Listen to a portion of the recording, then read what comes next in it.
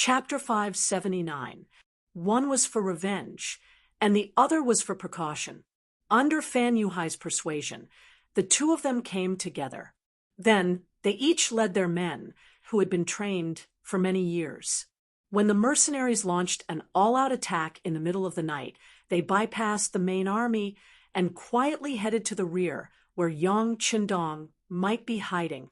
In this battle, in order to achieve the goal of severely injuring the Lancang soldiers and the Jiaoji remnants in one fell swoop, Yang Qindong sent out all his men.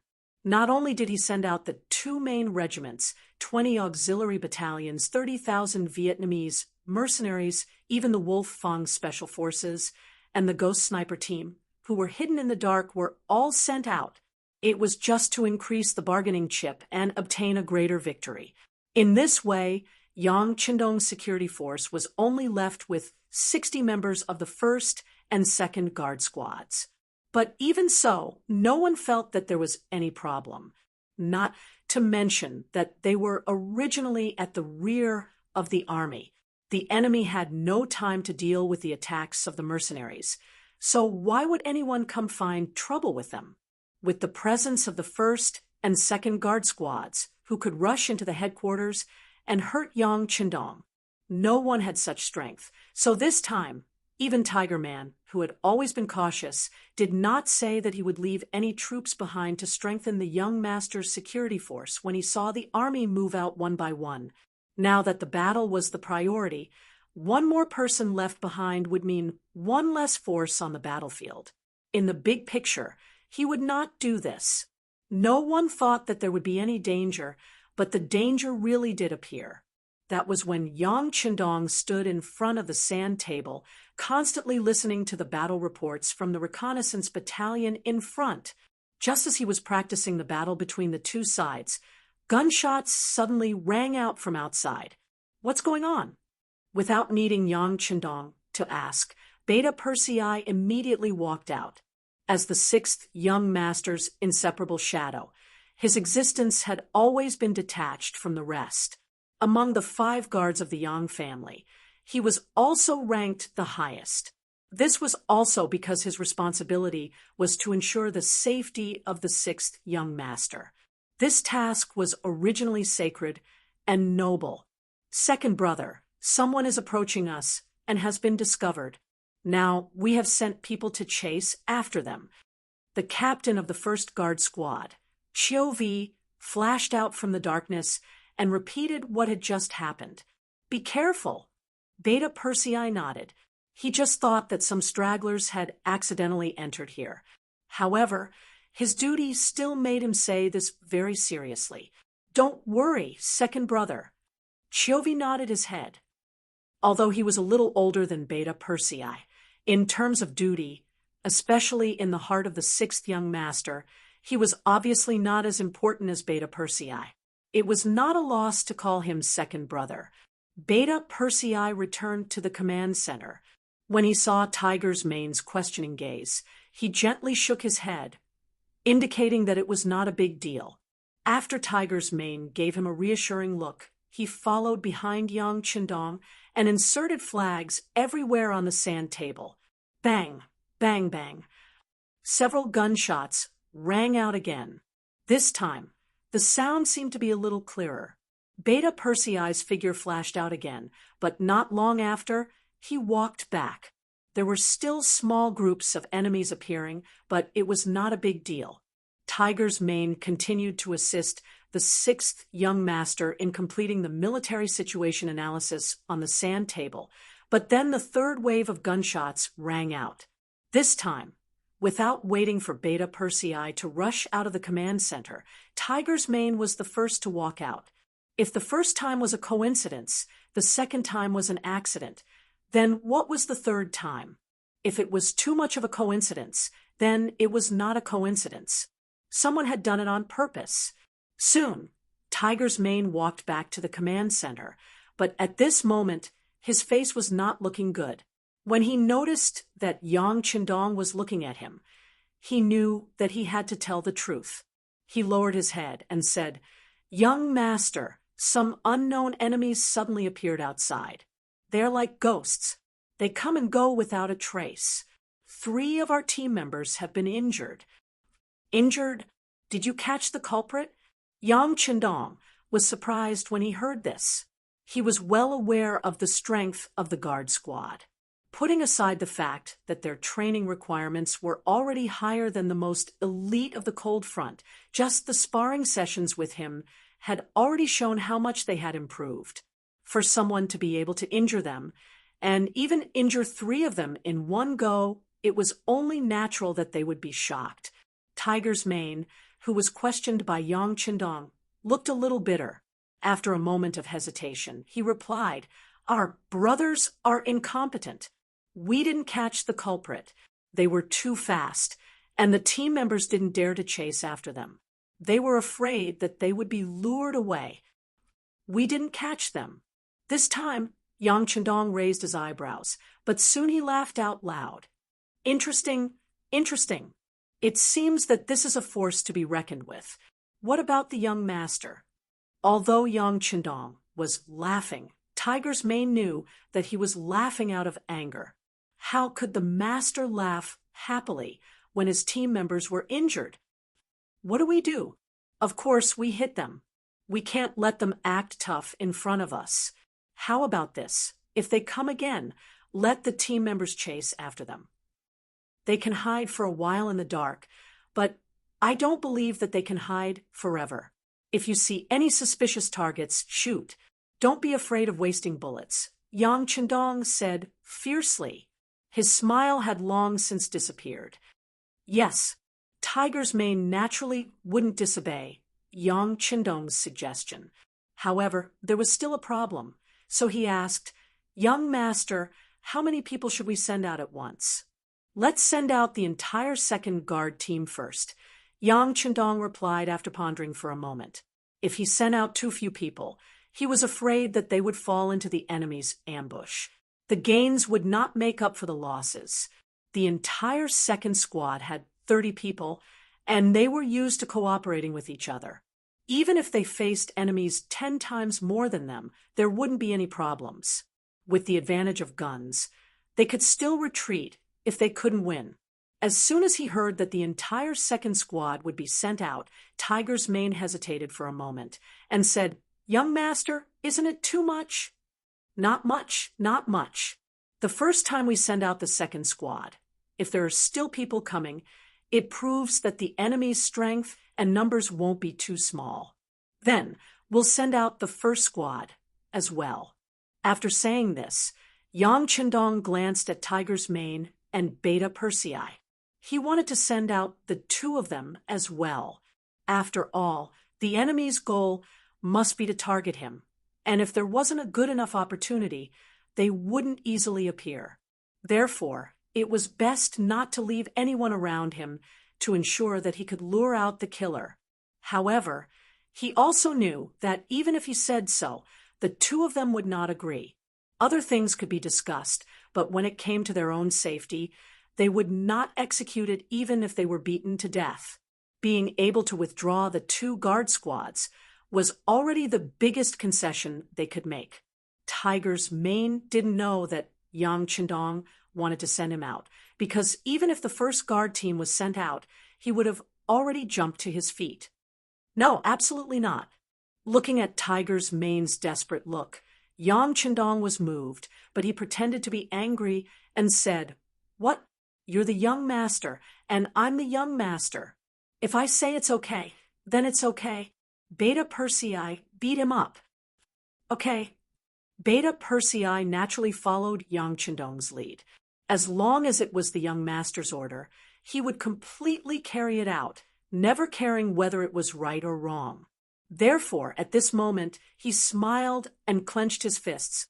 There was a creaking sound as he stretched his muscles and bones.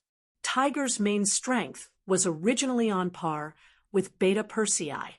One was agile, and the other was strong. However, Beta Persei's fists were really not to be trifled with. Once he got hit, it would definitely not feel good. Unless it was a battle of life and death, Tiger's Mane would usually be at a disadvantage in a contest like this. The enemy was right beside him, and no one knew what would happen next. If he was injured at this time, it might delay the important matters. A wise man knows when to retreat. For the sake of the overall situation, Tiger's Mane finally chose to give in. Okay, don't do it. I'll listen to your orders. Okay, Beta Persei, I'll spare him this time. Humph, luckily you know what's good for you. Otherwise, I would have sent you out too, Yang Chendong said. After he said this, he could see Tiger's Mane's unyielding expression. Obviously, sending out the first guard team was already his limit. Unless he was killed, he would never agree to transfer him out too.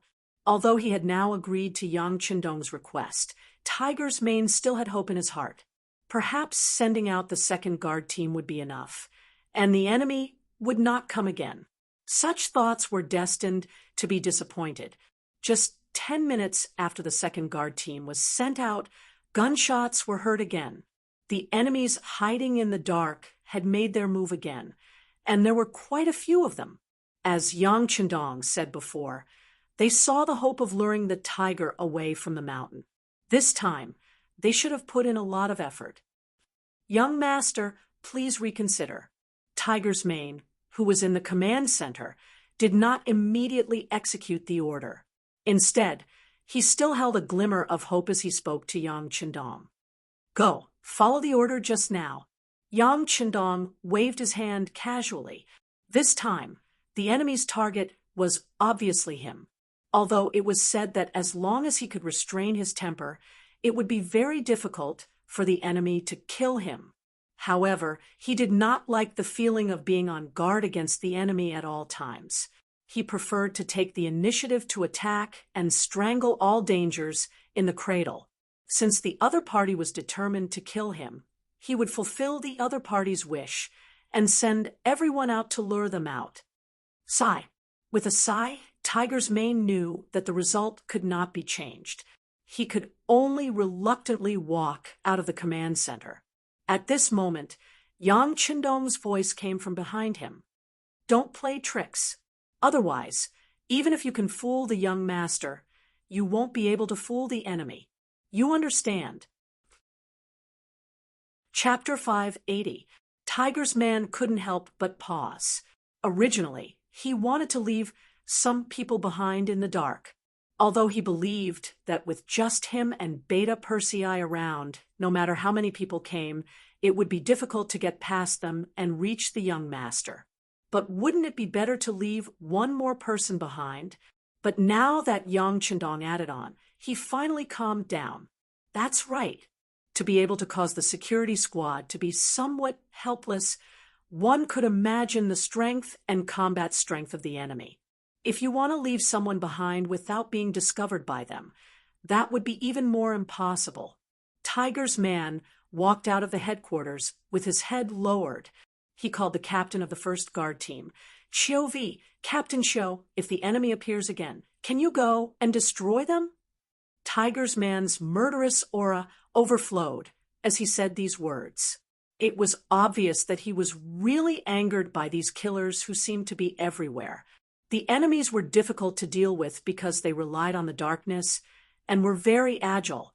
Once they were discovered, those people would immediately retreat frantically. However, the guard team could only stay in place due to their duties. Naturally, they would suffer a little. However, Cho Wu immediately regained his confidence when he heard that they could chase after the enemy. He patted his chest and said like a soldier, "Hutu, if you let us out, I guarantee that we can kill those shameful bastards until they cry for their parents. None of them will be left alive." Okay, then if the enemy appears to harass us later, you guys will chase after them and kill them. Remember, you must end the battle quickly. Also, send out the first guard team. Tiger's Man was a little reluctant when he said this. When Chiu V heard that he could go out and kill the enemy, he was so happy that he was about to agree. But when he suddenly heard that he was going to send them all out, he couldn't help but be stunned. If we send them all out, who will be responsible for the safety of the sixth young master? That's exactly what the young master meant. He was worried that it would be dangerous if too few people went out, so he sent everyone out. Naturally, Beta Persei and I will be responsible for the safety here. If you're really worried, then go and come back quickly. This is a military order. Execute it. After saying this, Tiger's man turned around and walked towards the command center.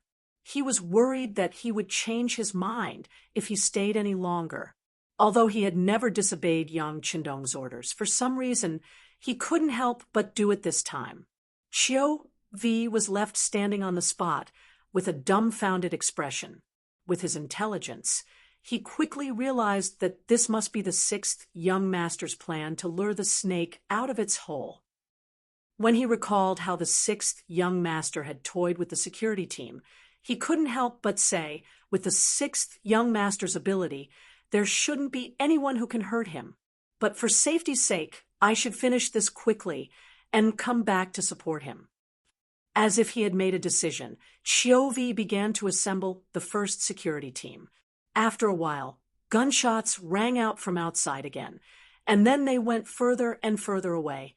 In the command center, when gunshots rang out again, Tiger's man walked out of the door alone. Then, he held a tri-edge bayonet in his hand and stood there like an ordinary guard. He knew very well that when masters fought, the ability of the gun in their hands was limited. Even at close range, the enemy would not give you any chance to shoot. Since that was the case, it was safer to just hold the bayonet. Beta Persei did not leave. He stood guard in the inner door of the command center and did not take anything. This was because his weapon was a pair of iron fists. In addition, he was tall and strong to begin with. At this time, he stood there like a door god. On the other hand, Yang Qindong did not seem to take what was happening outside seriously. He was still standing in front of the sand table, looking at the situation of both sides and imagining what the front line had become. 500 meters away from the command center, 10 black figures were slowly approaching. They were all dressed in black and walked in the dark. Their footsteps were extremely light, and their speed was very fast. Even the night vision goggles could not capture their figures. You sent them all out? This loyal duke is really young and full of vigor. He is very arrogant, a black-clothed man said, and the corners of his mouth revealed a creepy smile. That's right, he is indeed very arrogant. However, since he doesn't put us in his eyes, he can only suffer the consequences of his own actions. Brother Shen, this time, our names will go down in history. Another black-clothed man chuckled coldly.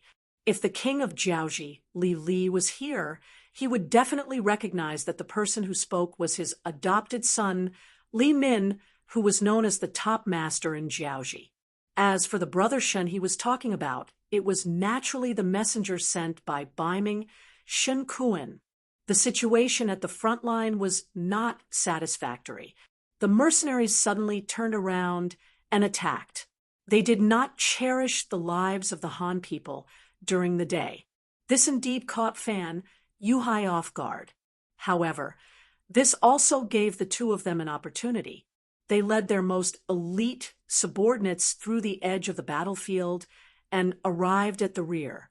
When they thought of the possibility of meeting the Ming dynasty's loyal duke and even killing him, the two of them could not help but feel their blood boil. However, they were disappointed to see that there were dozens of guards here. Moreover, each of them had extraordinary skills. The aura they exuded was even stronger than ordinary martial artists.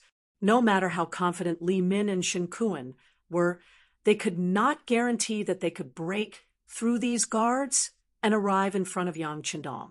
However, if they were to leave just like that, they would be unwilling to do so. This was why they constantly harassed and even injured people with arrows in their sleeves. Originally, they wanted to annoy Yang Qindong. If he hid in his shell like a coward and did not come out, then they would continuously attack him. Even if they could not hurt him, they would make him angry. Perhaps the opportunity would come when he was angry. However, they did not expect that after just 3 rounds of harassment, these guards would actually rush out. This sudden turn of events made Li and Shen Kuan very agitated. They tried to send a group of people to lure these guards further and further away, and then send a second group of people to test the waters. Sure enough, these guards rushed out again. They counted a total of 60 people. In other words, the loyal Duke should not have any forces around him. So, it was time for them to make a move. This was definitely an opportunity, although it looked more like a trap. But no matter what, they had to take a gamble, because if they did not gamble now, they were afraid that it would be very difficult to find such an opportunity in the future. So, they appeared. After leaving more than a dozen people in the periphery responsible for restraining the guards who might come back at any time, each of them took 4 of their most elite subordinates and appeared. All of you, listen carefully. In a while, we will attack with all our might. We don't need to kill the enemy immediately. Just keep the 2 of them occupied. We don't have much time. Those brothers lured the guards away with the determination to die. At most, we have the time for an incense stick to burn. If we still don't succeed, we will retreat immediately and look for another opportunity. Li Min was the one who spoke. As he spoke, the corners of his mouth twitched. His heart ached for Yang Qindong. The people he brought with him this time were all experts who had followed him for many years. They could be considered as men of sacrifice. These people risked their lives to lure away the guards in order to create enough opportunities for them. When he thought of the possibility of killing Yang Qindong and the possibility that his men would not be able to survive, he felt as if his heart had been cut by a knife. At this moment, he hated Yang Qindong even more. He believed that all the results were caused by this person. This was what it meant to condemn someone, when a person always wants to harm others, and therefore has to pay some price. They will still put the blame on the victim. Do they have to think that when they want to harm others, others should stand there and let them be cut into pieces? Is that the right thing to do? At the entrance of the headquarters, Tiger's Mane had already extinguished the torch inserted here. He stood in the darkness, opened up his 5 senses, and carefully and cautiously observed everything around him. If he alone could eliminate the assassins who came out of nowhere, young master would not have to take the risk. This was naturally the best outcome. So at this moment, Tiger's Mane was full of fighting spirit and murderous intent. His whole body was focused, waiting for the enemy to appear. Whoosh! A small arrow suddenly shot out from the darkness, aiming at the position where Tiger's Mane was standing. In the darkness, the direction of the arrow could not be seen at all. Only a murderous aura appeared in the air. The previous guard was injured by this sudden arrow because of his carelessness. However, if they wanted to use the same method to deal with Tiger's Mane, it was obviously not enough. Tiger's Mane suddenly jumped to the side, feeling the danger, and dodged the attack. At the same time, as he fell to the ground, his roar spread in all directions. "Who are you? You only know how to plot against me." Just as the words left his mouth and his body came into close contact with the ground, for Saber Cheese suddenly slashed towards him from different directions. Ding ding dang dang. In that moment, Tiger's Mane's military knife collided with the 4 steel swords. The 4 assassins suddenly appeared, suddenly attacked, and suddenly attacked in order to injure Tiger's Mane in the shortest time possible. Since he was able to stand guard outside the command center, his skills must not be simple. Perhaps this was what the Duke of Loyalty relied on. Thinking about it, if he killed this pillar of support, the Duke of Loyalty and Courage's expression would be very good.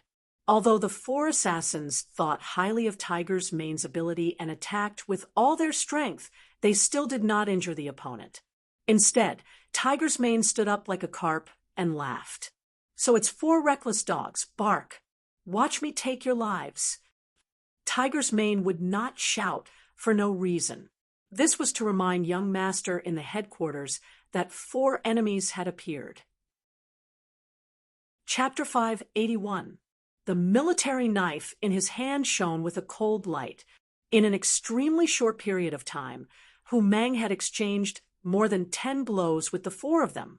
He had also slowly changed from his initial arrogance to defense. The strength of these 4 people was too strong, especially when they were using a joint attack technique. When the 2 of them worked together, they were able to exert a combat power that was several times higher than their own strength. If it was one-on-one, Tiger's Mane was confident that he could take down any one of them within 10 moves. However, in the face of a joint attack technique and 4 opponents at that, he was a little overwhelmed and had no choice but to switch from attacking to defending. In the command center, the sound of weapons colliding could be heard from outside. Beta Persei, who was standing there, felt his heart throb. Obviously, he was affected by the murderous aura outside and could not help but feel his hands and feet itch. Go, help Tiger's Mane. I can feel that the people who are coming are not weak. Yang Chendong finally stopped looking at the sand table and said to Beta Persei very seriously, "Young master, I have to protect your safety."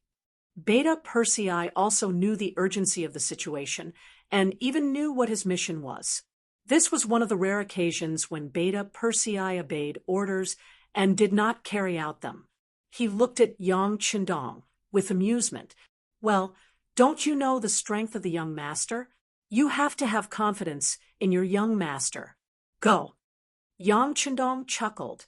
Oh, it was unknown if Yang Chendong's smile had infected Beta Persei, or if he really had great confidence in the strength of the young master. After agreeing, Beta Persei pulled open the curtain of the command center and rushed out.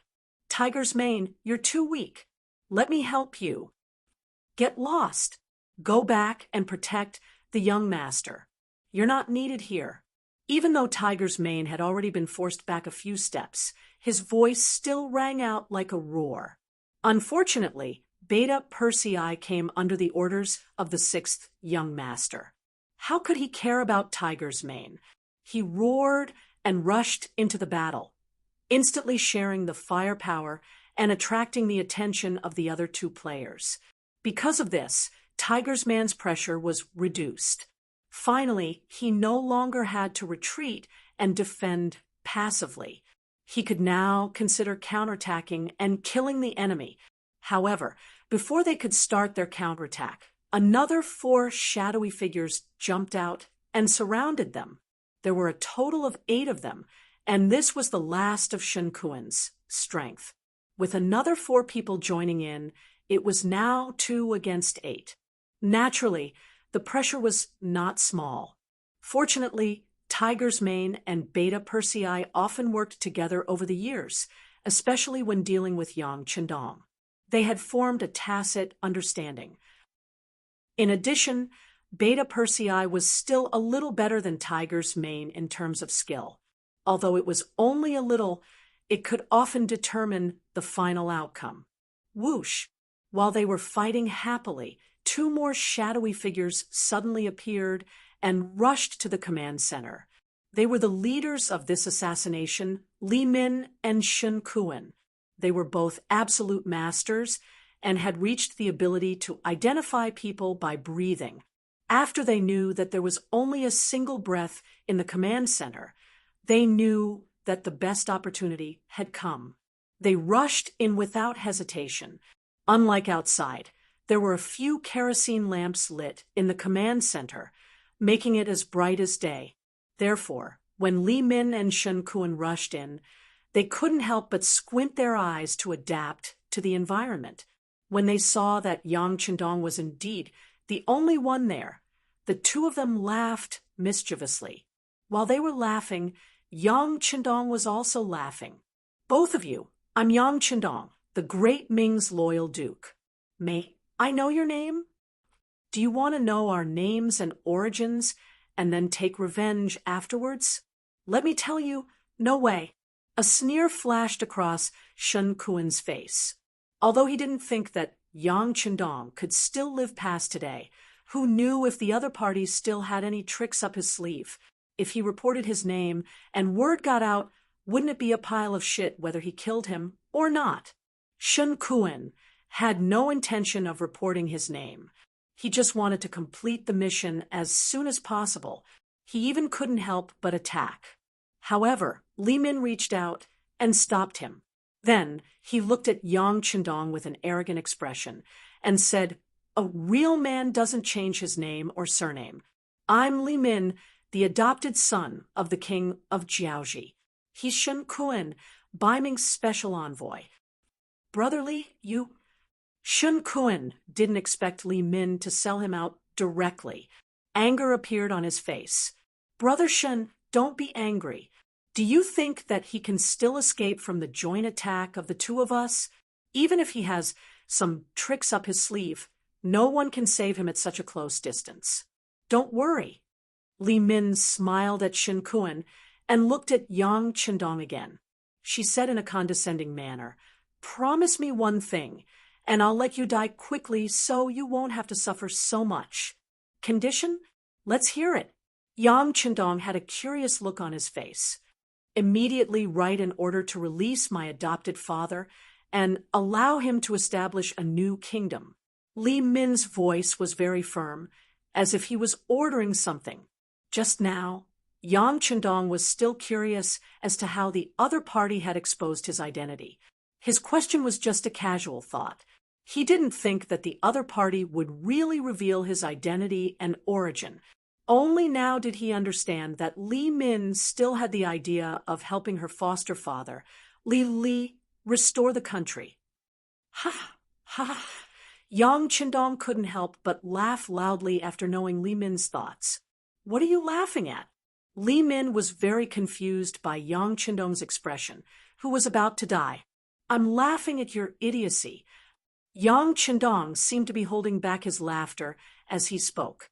Then his expression suddenly turned serious, and he said in a questioning tone with a trace of pressure, "You're just an assassin who can't see the light of day. What right do you have to order me, a duke of the great Ming dynasty? Do you have the right?"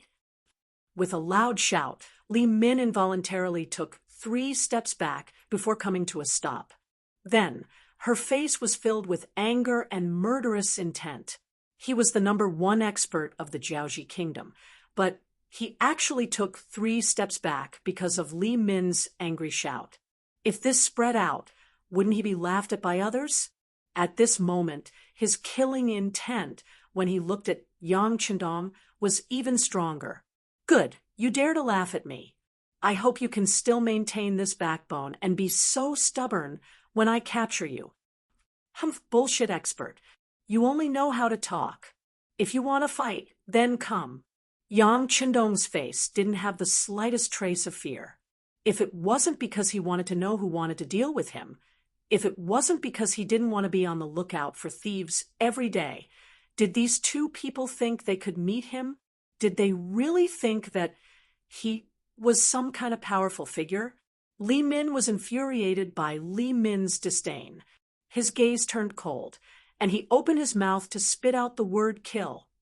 Another person was even faster than him and rushed towards Yang Chendong. He was Shen Kuan.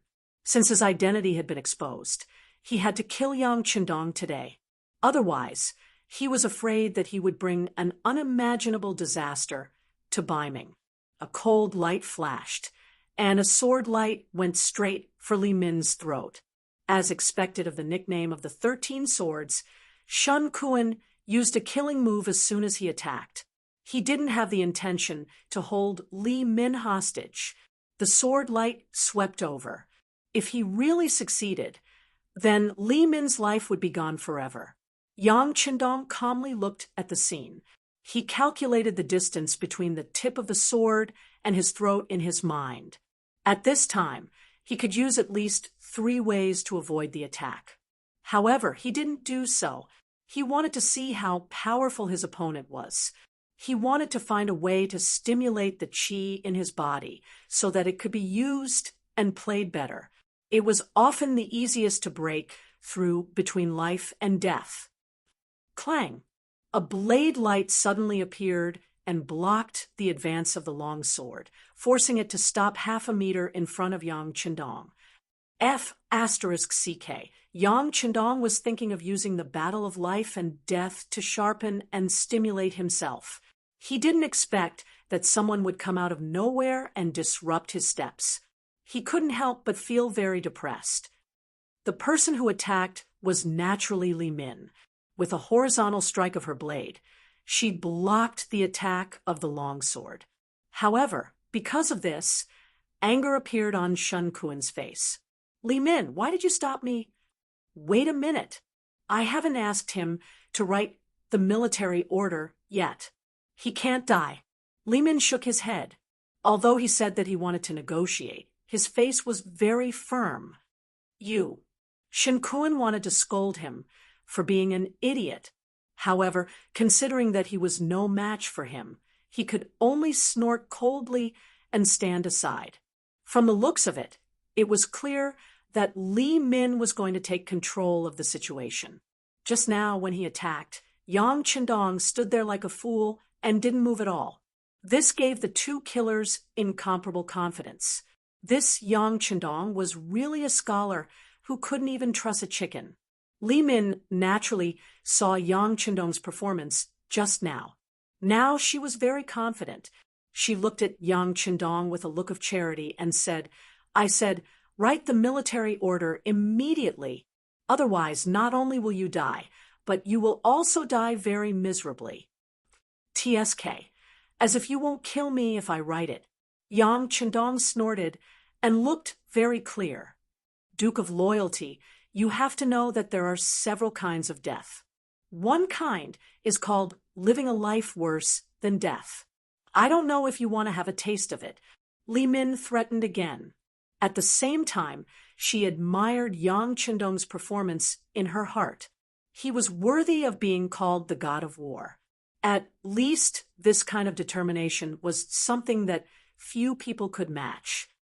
I don't want to, Yang Qindong said without any surprise. This also made Li Min's eyes flash with pride. Just when she thought that she had scared the Duke of Loyalty, Yang Qindong suddenly said, Who do you think you are? Can you really hurt me? It's better to kneel down and surrender now. Maybe I can give you a quick death if I'm happy.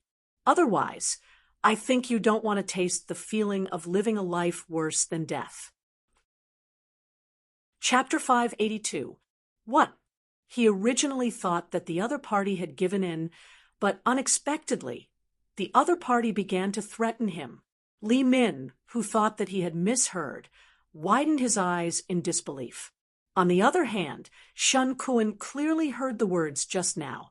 Although he did not know where Yang Qindong's confidence came from, he did not mind him repeating the words just now. Brotherly, he wants you to learn from a dog and kneel on the ground and beg for surrender. Do you really not want to live anymore? Li Min's face was flushed red. Obviously, he was very angry. The veins on his right hand that was holding the knife suddenly popped out. He looked like he was going to kill someone at any time. Shen Kuan's words had provoked him to the point that he wanted to kill someone. TSK, as if you said that you won't do anything to me. Yang Qindong rolled his eyes and said as if he was joking. Very well, then I will kill and cut off your legs. Anyway, I don't need them to write. Li Min, who had been successfully enraged, decided to give Yang Qindong a taste of his strength first. Anyway, he did not intend to let the other party die so easily. He would slowly torture him. He raised his right hand, and the knife was like a gust of wind, directly chopping towards Yang Qindong's legs. Li Min did not intend to hold back this time. This was originally a game of life and death. Whoever had a merciful heart did not deserve to play this game of death. Shen Kuan watched from the side. Yang Qindong, who had lost his legs, could no longer pose any threat to Bai Ming. After all, have you ever seen a powerful person who did not even have legs? How could such a person be qualified to compete for the world's hegemony? Under the gaze of both sides, Yang Chendong, who seemed to be dead for sure, smiled at this moment. Did he really think that he was a soft persimmon? Did he think that he could teach him a lesson with a knife? Well, then he would use facts to prove that anyone who dared to look down on him would have to pay a heavy price, or even lose their lives. Even before the saber arrived, it brought with it a wave of saber energy. If an ordinary person were to face this saber attack, they would be scared silly. Li Min and Shen Kuan were also looking forward to seeing Yang Chendong's stupefied expression. However, they were destined to be disappointed. Just as the blade was about to reach his legs, the sixth young master leaped into the air and easily dodged the blade. While he was still in midair, he executed a divine dragon tail whip. His feet, which were clad in military boots, smashed towards Li Min's shoulder like a huge rock. Feeling the power of this kick, Li Min's expression changed greatly. He had a feeling that if this kick landed, his shoulder blade would be completely shattered. At the critical moment, he hurriedly retreated, wanting to avoid this heavy blow. As expected of the #1 expert in the Jiaoji kingdom, Li Min's reaction was as quick as a fox, causing the huge foot to miss. Just as he was about to stabilize his body, he was drenched in cold sweat. Another kick was aimed at his face. Bang! The heavy blow landed on his face like a ruthless slap. Under the force of the kick, Li Min's entire body spun 360 degrees and then fell to the ground with a thud. Chain kick. Shen Kuan, who originally wanted to watch the show, suddenly spoke up. Then he put away his careless expression and became serious. Wrong. It's 3 consecutive kicks. Both of his feet had already landed on the ground, and he said with a face full of arrogance. Originally, his personality was not that serious. However, due to his position, he had to make some changes. Usually, other than when he was with his wives, he had to pretend to be deep and serious. Now that there were no outsiders around, he could finally be himself for a while. His arrogant and somewhat arrogant side was revealed. The 3 consecutive kicks were the strengthening board of the chain kick. It allowed one to kick 3 times consecutively in an extremely short period of time to achieve the goal of injuring others. This was learned from Wang Yong, who was extremely good at leg techniques. With the existence of the qi, not only was he better at using it than Wang Yong, but the power was also amplified. Pooh! Li Min spat out a mouthful of blood from his mouth, along with 2 teeth. He slowly stood up from the ground. A very obvious footprint was imprinted on Li Min's face, making him look very miserable. Very good. It turns out that we have all underestimated you. Not only did Li Min have such thoughts, Shen Kuan also had the same thoughts. How could someone who could casually kick 3 consecutive kicks be easy to bully? However, he was very curious. When did this person learn martial arts? Ever since Yang Chendong appeared in the capital of Ming and did a series of big things, everything related to him had been thoroughly investigated by the Imperial Secret Service and the East Faction Guards. However, no matter how he looked at it, this person did not have the time to learn martial arts. It was precisely because the information provided was too comprehensive that they never thought that Yang Chendong knew martial arts. Of course, this was also the result of Ming not communicating with the Southern Ming Empire. Otherwise, if you ask Guaning and the other generals of the Southern Ming Empire, they would immediately give you a clear attitude. Although the fact that Yang Chendong knew martial arts was somewhat out of Shen Kuan's expectations, he immediately understood everything. He could not help but coldly say, "So that's how it is. The reason why you dared to wait for us here alone is because of your martial arts?" Bingo, your answer is correct. It seems that you are not stupid. However, don't your superiors know that if you failed to assassinate me, would Ming be able to withstand my anger? Yang Chendong gave Shen Kuan a "you are considered smart" expression, then asked a question that the other party could not answer. Humph. Since he could not answer, Shen Kuan naturally did not need to answer. He just snorted coldly and looked at Li Min. Originally, his identity was confidential. Even if they wanted to investigate, they would not be able to find any relationship between him and Bai Ming. However, it was all Li Min's fault. He was too arrogant and exposed his identity. If they could not kill Yang Chendong today, the next unlucky one would be the Southern Ming Empire. Don't look at me like that. Today, he will definitely die here. Li Min naturally understood Shen Kuan's intention, but he did not care. He had always been the type to not give up until he achieved his goal. At the same time, he was also a person who would do anything to achieve his goal. Therefore, he had made sufficient preparations. If he did not succeed, he would die for a righteous cause. Li Min said decisively, and was even more absolute. This also increased Shen Kuan's desire to silence him. He nodded. Okay, in that case, the two of us will work together to kill him. Okay. This time, Li Min did not refuse arrogantly. Firstly, there was not much time left for them. Secondly, Yang Chendong had shown a certain level of strength, which was worthy of his attention. See, I told you. The two of you should have come together long ago. Otherwise, I'm afraid you won't have time to show off. My men are coming back.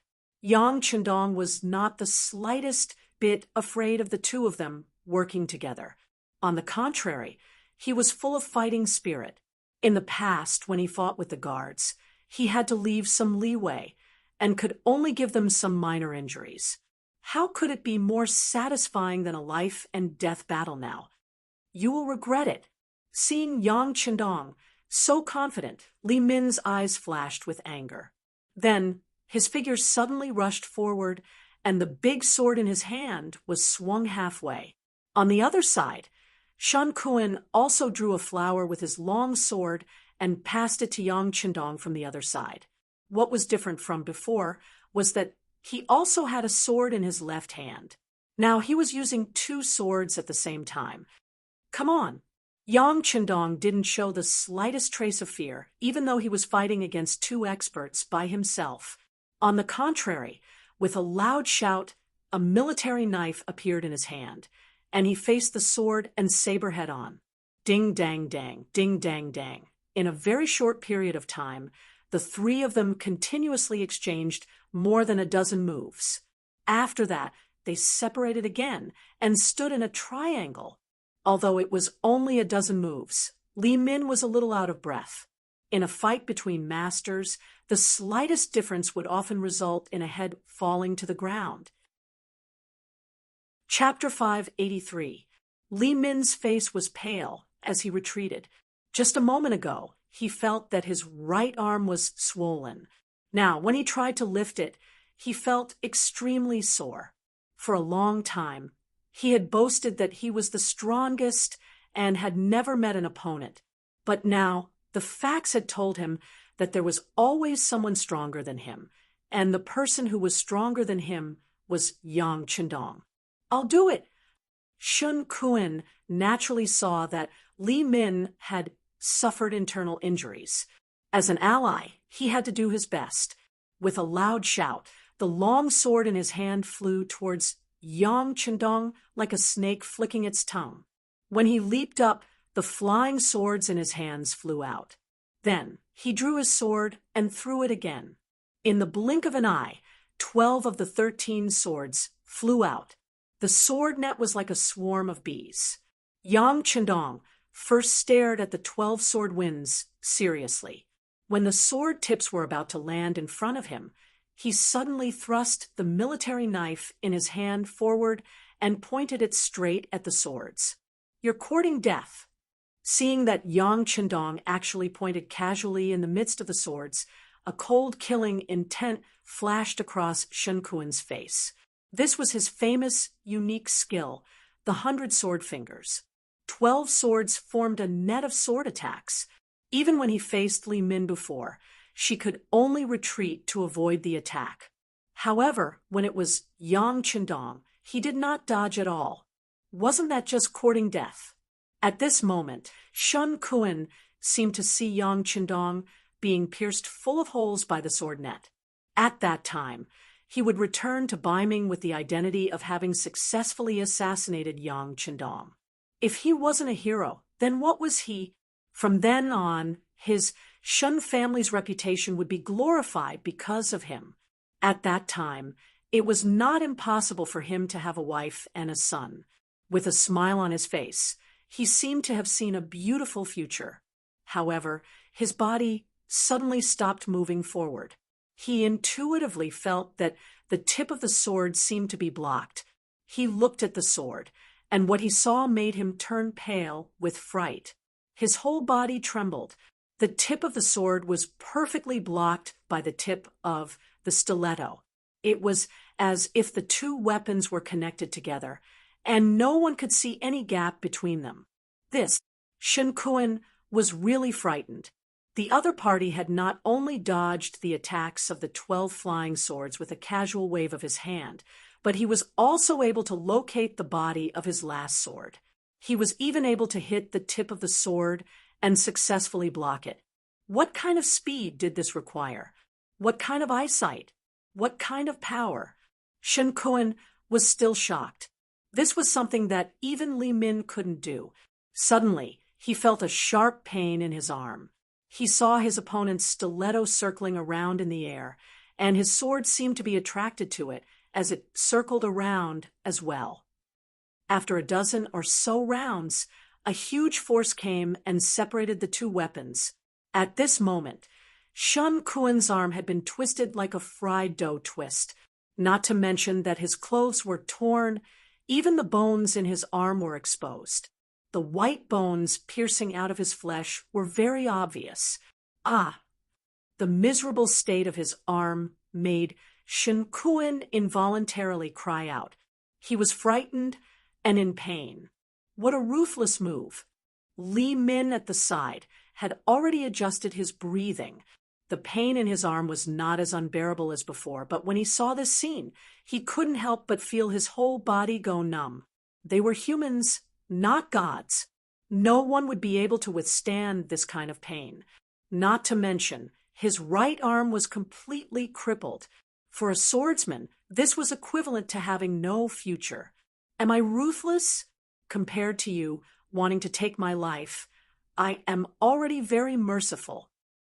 Yang Qindong looked at Li Min with a smile, but no matter how one looked at it, there was a murderous aura in that smile.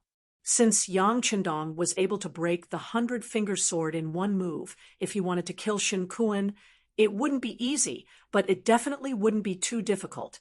However, he only crippled one of Shen Kuan's arms.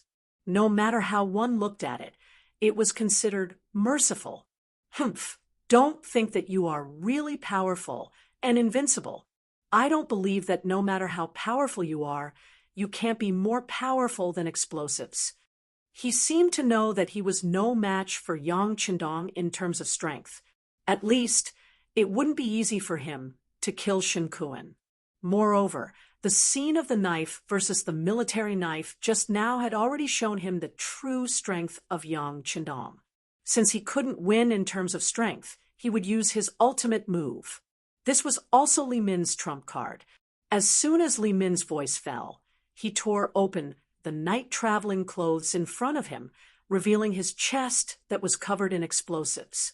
The explosives were prepared by Fan Yuhai, and Li Min had agreed to it. What he pursued was to succeed or die trying. If he couldn't kill Yang Qindong, then he would just perish together with him. The explosives on his body might not be as powerful as the ones in the warehouse or the military factory, but if they were ignited, it should be no problem to blow up the command center. Yang Qindong's body trembled. Then he shook his head and said slowly, "In order to kill me, you really put in a lot of effort. How is it? Do you know fear now?" After revealing his trump card, Li Min's face became ferocious, and at this moment, he also became crazy, as if he was already a winner. "Not bad. It looks very powerful, but in this way, aren't you going to die? Your adoptive father won't be able to restore his country. Is this also your goal? Okay, you don't have to persuade me. Let me tell you, no matter what you say, this time I will definitely die. As for the restoration of the country, as long as you die, General Fan will definitely find a way to save my godfather. Then who can stop them? At this time, Li Min was completely a lunatic. She laughed wildly, not showing the slightest bit of fear, because she was about to die. After listening to Li Min's words, Yang Qindong nodded thoughtfully. Sure enough, your backer is Fan Yuhai. Not bad. No matter what, I know who wants to kill me. Since that's the case, then come, let's see if you can really blow me up. Shun Kuan was sent by Ming, so it was needless to say who his backer was. As for Li Min, was this his own action, or was there someone supporting him behind the scenes?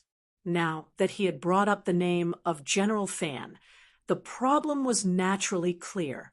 Since the details of both of them were clear, it was time to end the battle.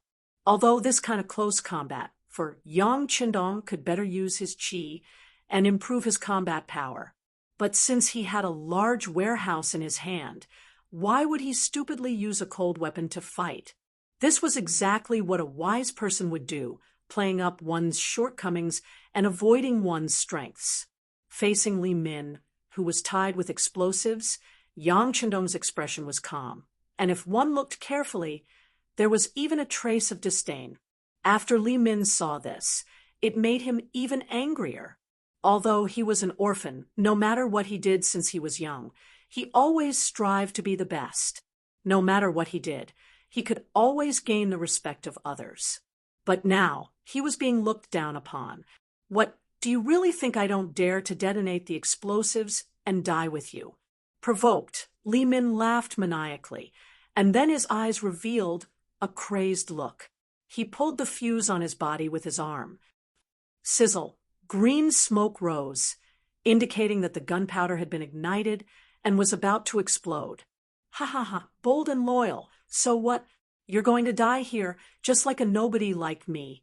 When the time comes, ashes to ashes, dust to dust, what's the difference between us? Li Min, who seemed to have entered a crazed state, laughed maniacally, as if he had gotten what he wanted.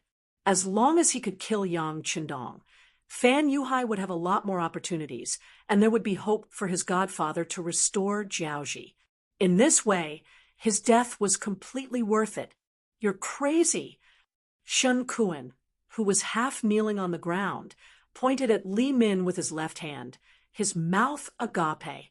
He did not know if his cold sweat was caused by fear or by the pain caused by Yang Qindong's heavy injury. In order to achieve your goal, you'll do anything. You do have the potential to be a hero. Unfortunately, you've chosen me as your opponent, so you're destined to get nothing, only death. Facing Li Min, whose fuse was getting shorter and shorter, Yang Qindong evaluated him as a winner. Then, a mysterious smile appeared on his face. Following that, he suddenly disappeared from where he stood. No matter how glib your tongue is, you're still going to… Li Min, who was about to mock Yang Qindong, suddenly realized that his opponent had disappeared. Not only that, even his aura had disappeared. He was an assassin, an ace assassin, the #1 expert in Jiaoji. He was confident that Yang Qindong did not use any tricks to hide, just like how Japanese ninjas would use the principle of light refraction to suddenly disappear. But no matter what, that kind of disappearance was only the disappearance of the body, but if one were to sense it carefully, the aura was still there. Moreover, a true expert could kill by tracking the aura. However, Yang Qindong did not even leave behind a trace of his aura. It was as if he had never appeared here in the first place. What's going on? Where? Where is he? Seeing that the fuse was about to be lit and the target had disappeared, Li Min felt so depressed that he was about to vomit blood. He He's not a human, he's a demon, a demon. Shen Kuan, who was kneeling on the ground, was also searching for Yang Qindong's aura, but he did not find anything. At this moment, he could not help but shout, as if his spirit had been completely destroyed, and he looked like a crazy demon. Boom! Time did not give the two of them a chance to speak again. The explosives were finally ignited, and then it caused a huge explosion.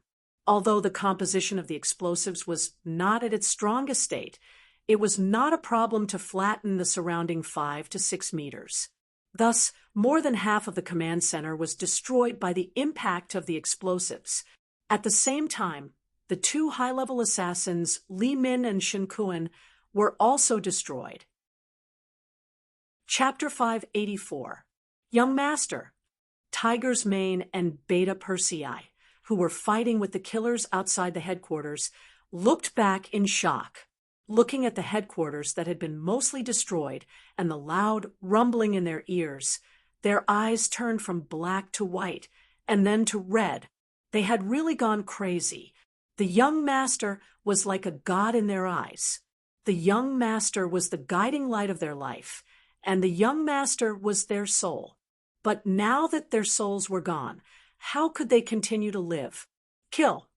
At this moment, Tiger's Mane and Beta Persei burst out at the same time, facing 4 extremely powerful killers. They all showed their most violent side, and their strength had more than doubled in a short period of time.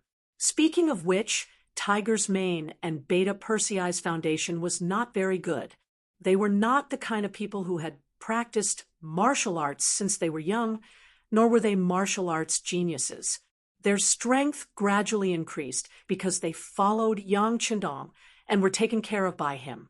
It's just that this kind of strength was naturally no problem for them to deal with ordinary people, but once they encountered a powerful killer, they seemed a little powerless.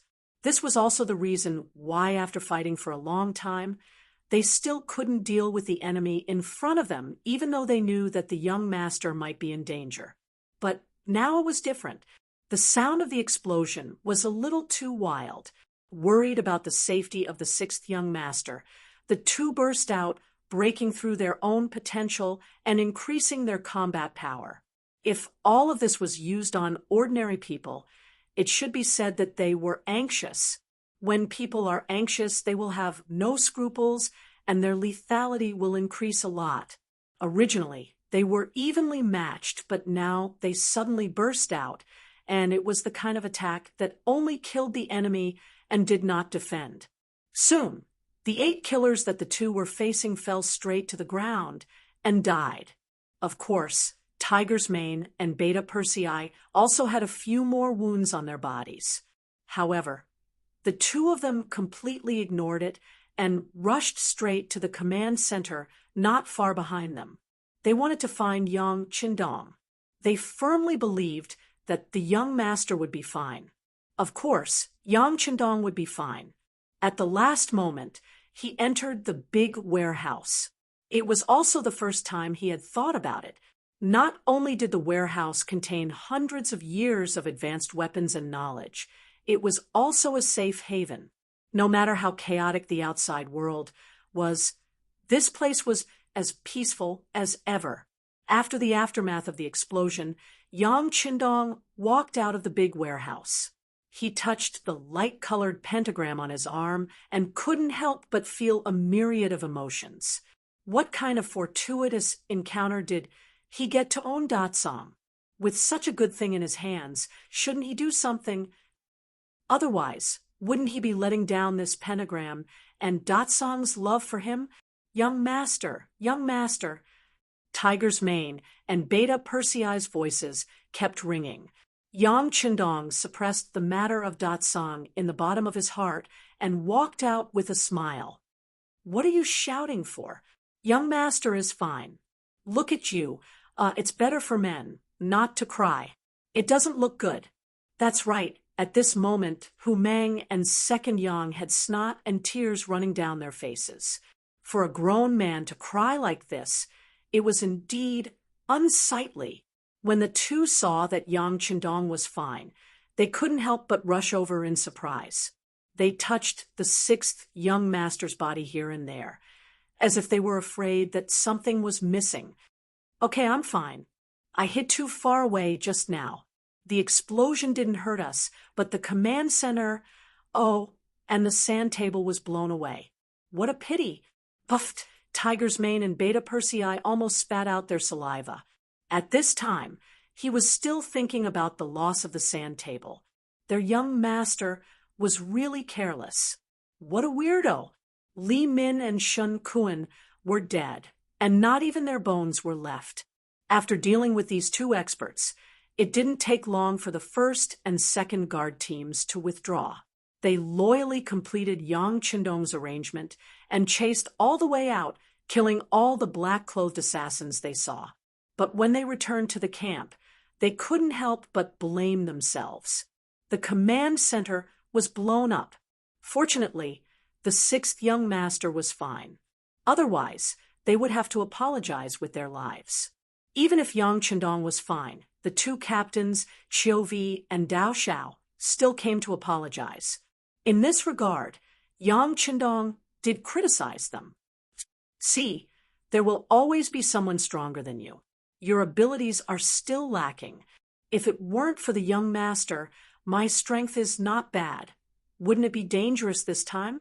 Just you wait. When this is over, you will train hard for me. When the time comes, whoever complains about being tired will have to leave the guard team and serve in the cold front. In the face of Yang Qindong's reprimand, the two captains obeyed and didn't talk back. They knew that the young master was doing this for their own good. After today's incident, they also decided to train harder.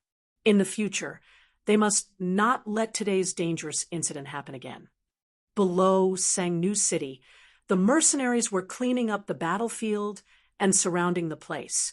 After a night of charging and fighting, the Lancang soldiers were defeated. Of the 50,000 Lancang soldiers, 45,000 Fan Yuhai soldiers escaped with Sang, Weng La. Less than 10,000 of them escaped into the city. The rest were either killed or captured. Also captured were the 100,000 laborers of Lancang, as well as 20,000 Han civilians and countless military supplies. The harvest from this battle was bountiful.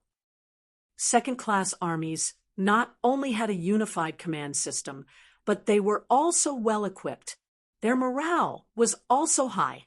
During the march, they would often shout slogans like "Kill the enemy" and "Serve the country." The soldiers were extremely brave. This class of army had momentum and momentum. They were not afraid of any enemy and could be called a powerful army. However, it was a pity that they were not the strongest.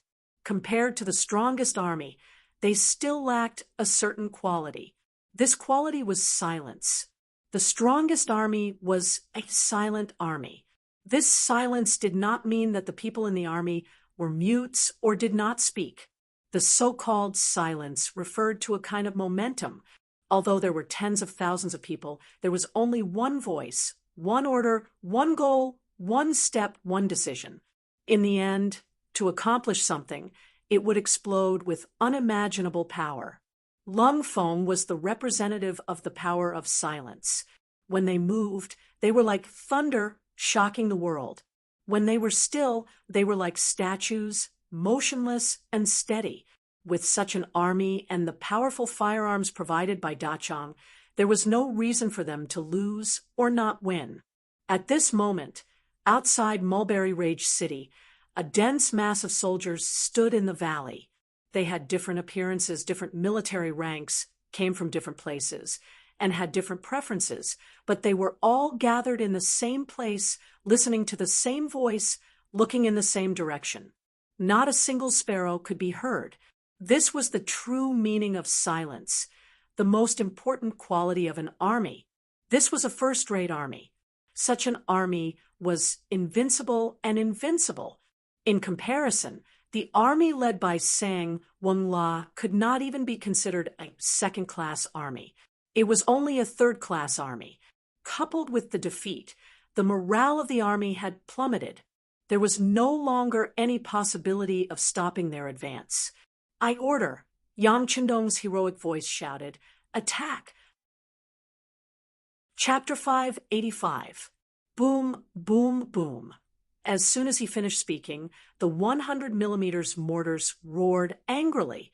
The shells flew out from the barrels and drew a beautiful arc in the sky as they blasted towards Sangnu City. At the same time, 5 rocket launchers whizzed towards the East City Gate. The seemingly sturdy East City Gate was instantly destroyed, revealing the figures of the Lansang soldiers guarding behind the gate. Charge! The 2 regiments of the Cold Vanguard, the 20 battalions of the auxiliary troops, and the 30,000 Vietnamese mercenaries roared out in unison. Under the earth-shattering artillery barrage, countless brave soldiers charged forward, their momentum shaking the heavens, and no one could stop them. With a plop, he fell onto the city tower. Sang Wang La's eyes were filled with despair. "It's over, it's all over." Even the general had lost his confidence in victory. The soldiers below were even more intimidated by this momentum. The only thing they could do was to run around like headless flies and throw the weapons in their hands to the ground and surrender.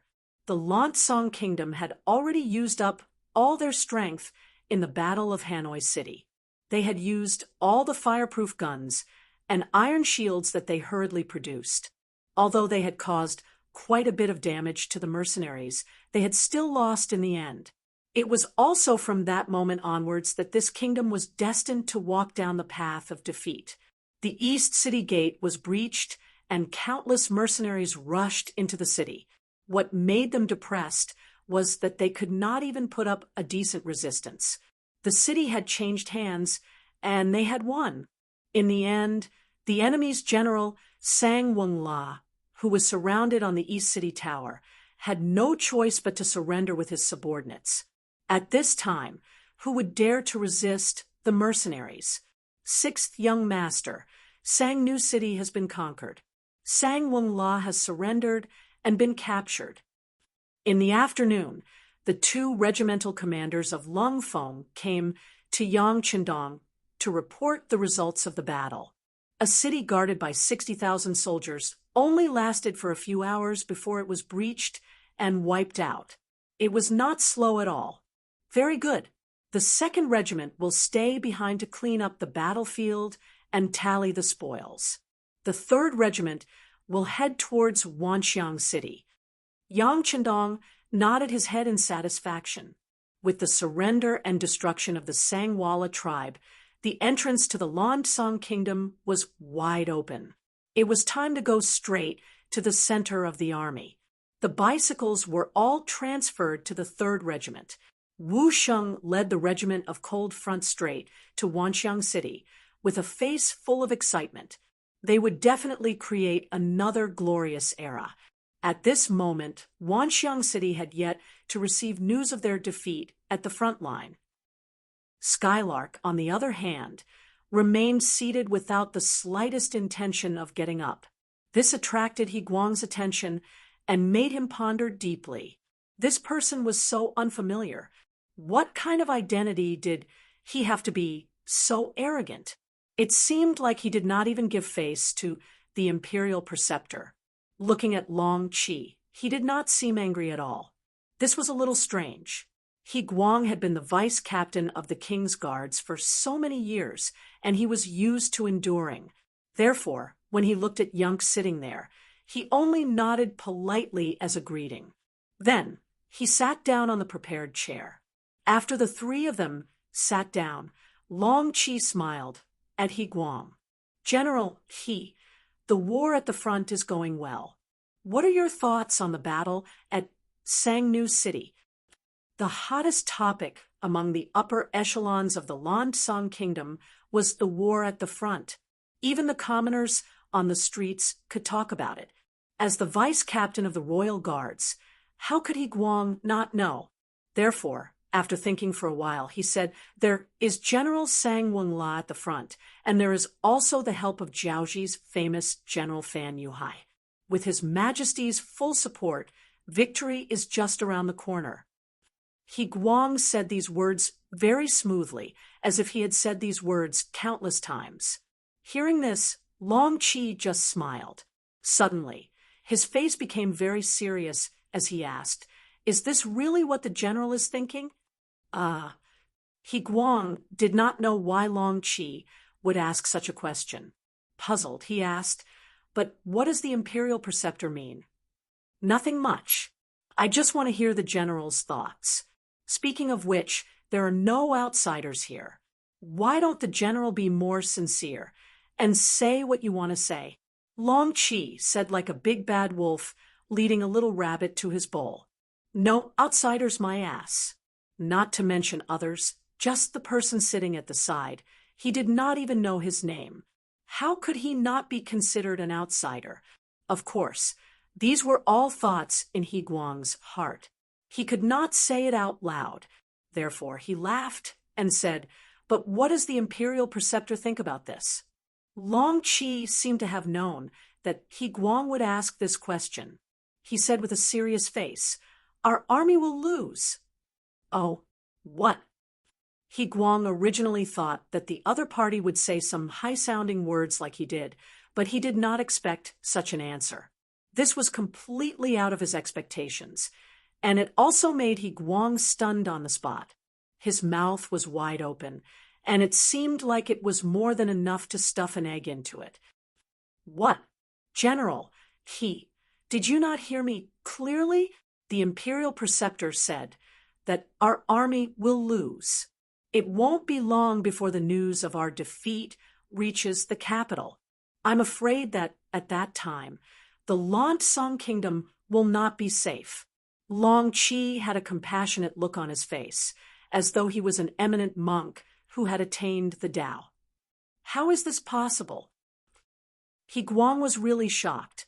Although he was the vice captain of the king's captain and knew the combat power of his own soldiers, they had the advantage in numbers. In addition, they had prepared for a long time. How could they lose so easily? Even if they lost 1 or 2 battles, it would not easily affect the safety of the capital. Also, Long Qi was the imperial preceptor. How could he say something like this that boosted the morale of others and destroyed his own prestige? He Guang could not understand this. Knowing that He Guang wouldn't believe him, Long Qi smiled again. Then he pointed to Yunk, who was sitting there and drinking tea, and said, "Come, General, let me introduce you. This is Special Envoy Yun sent by the great Ming dynasty's Duke of Loyalty and Courage." Great Ming Duke of Loyalty and Courage? Mercenary? As if he thought that he did not hear clearly, He Guang looked at Yunk and asked with a face full of doubt. At the same time, his expression was constantly changing. "Yes, this special envoy greets General He." Yun Ke finally opened his mouth to speak. He spoke the standard language of the great Ming dynasty, but it sounded like a thunderclap in He Guang's mind. What was going on? He actually saw the enemy's special envoy in the imperial preceptor's residence. This person did not go to the palace, but appeared here. Could it be that he secretly came to contact the imperial preceptor? What did the imperial preceptor want to do? Betray the country? Thinking of this, He Guang suddenly stood up from the chair and pulled out the sword on his body. "Imperial preceptor, this person appeared here without His Majesty's permission. He must be an enemy spy. Please allow me to take him down." Take him down? Take him to who? Whether it was Long Qi or Skylark, they didn't seem to care about He Guang's intense reaction. It was as if they didn't see the angry atmosphere and just sat there calmly. "Of course, it's to His Majesty." He Guang naturally replied. "What happens after you hand it to His Majesty? Are you going to hand me over to His Majesty for punishment?" As he spoke, Long Qi's face became gloomy. In the end, he was the imperial preceptor of a country. Once he was angry, he would be imposing without being angry. At this moment, He Guang was also intimidated by this imposing manner. Then, He suddenly remembered that this was the Imperial Preceptor's residence. Since Special Envoy Yun could sit there calmly and unhurriedly, it was clear that he had obtained the Imperial Preceptor's approval. Then, why would he capture someone here? This time, Guang came alone and did not bring a single subordinate. If the other party turned hostile, would he be able to walk out of the Imperial Preceptor's residence? Chapter 586. Feeling that he was in danger.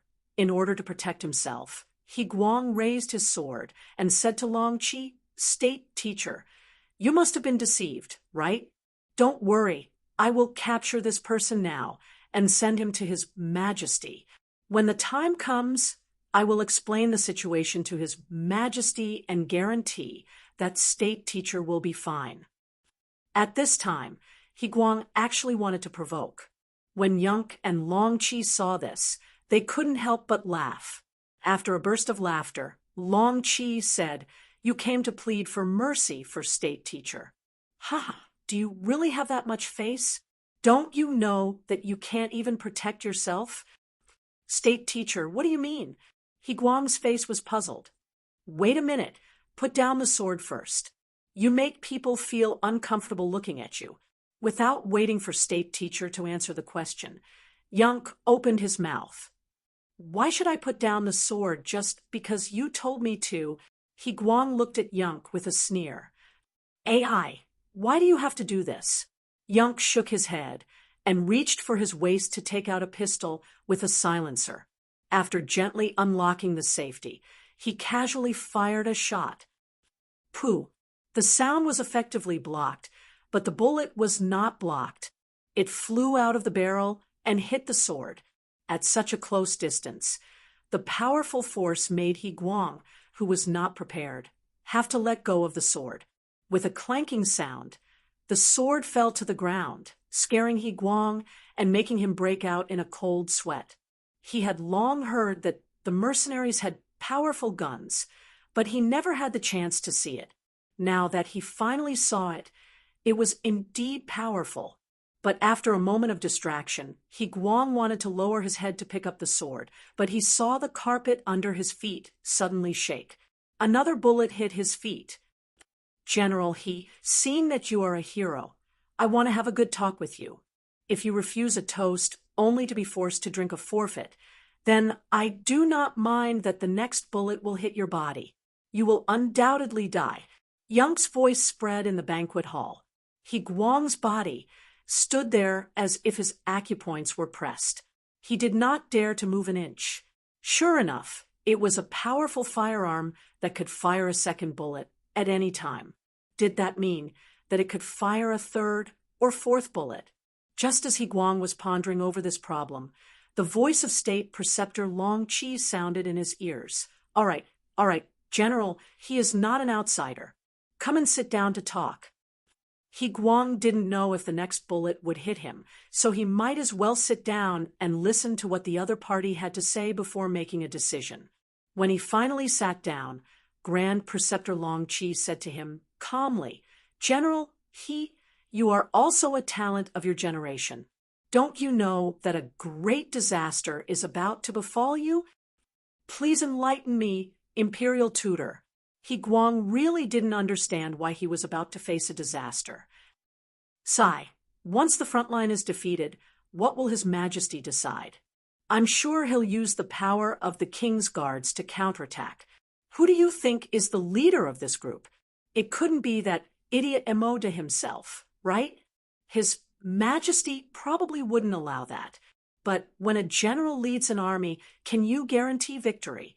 The hundreds of thousands of people in front of you are no match for the mercenaries. What can you do with the few people in your hands? If this isn't a great disaster, then what is this?" Guang really wanted to deny all of this, but he knew that what the State Preceptor said was true. Emoda's ability was limited, and His Majesty knew this as well. However, considering that this person was still very obedient, it was naturally not bad to raise him as a loyal dog. However, such a dog could not be released to bite people because he did not have the ability to do so. At that time, It would be inevitable for him, the vice captain, to lead the army. To lead the army was naturally something that every general hoped to do. However, just as the state preceptor said, the hundreds of thousands of soldiers in front of him were no match for the mercenaries. How many men could he bring out? The entire king's guards only had 20,000 people. How could they defeat the mercenaries? If that wasn't courting death, then what was? However, at that time, he would have to do so regardless of whether he was willing or not. If he agreed, he would die on the battlefield. If he didn't agree, he would very likely be taken down by Emoda. No matter what the outcome was, there wouldn't be a good ending. Layers of cold sweat began to flow out of He Guang's head. Previously, he didn't think that the army in front of him would be defeated, so he didn't consider these things. But now that it was pointed out, he realized that the situation was already so dangerous. Of course, the so-called danger would only appear when the army in front of him was completely defeated. If they didn't lose, if it was only a small defeat, then all of what the state preceptor said wouldn't happen, and he wouldn't be in danger.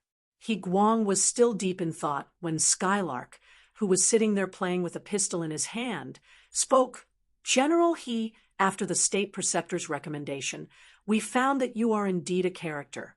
Therefore, the Duke of Loyalty said that if you are willing to surrender, he will use you heavily. You know General Hong Jin of Yunnan Province, which is the original Jiaoji country, right? In the past, he was just a deputy general with a low status.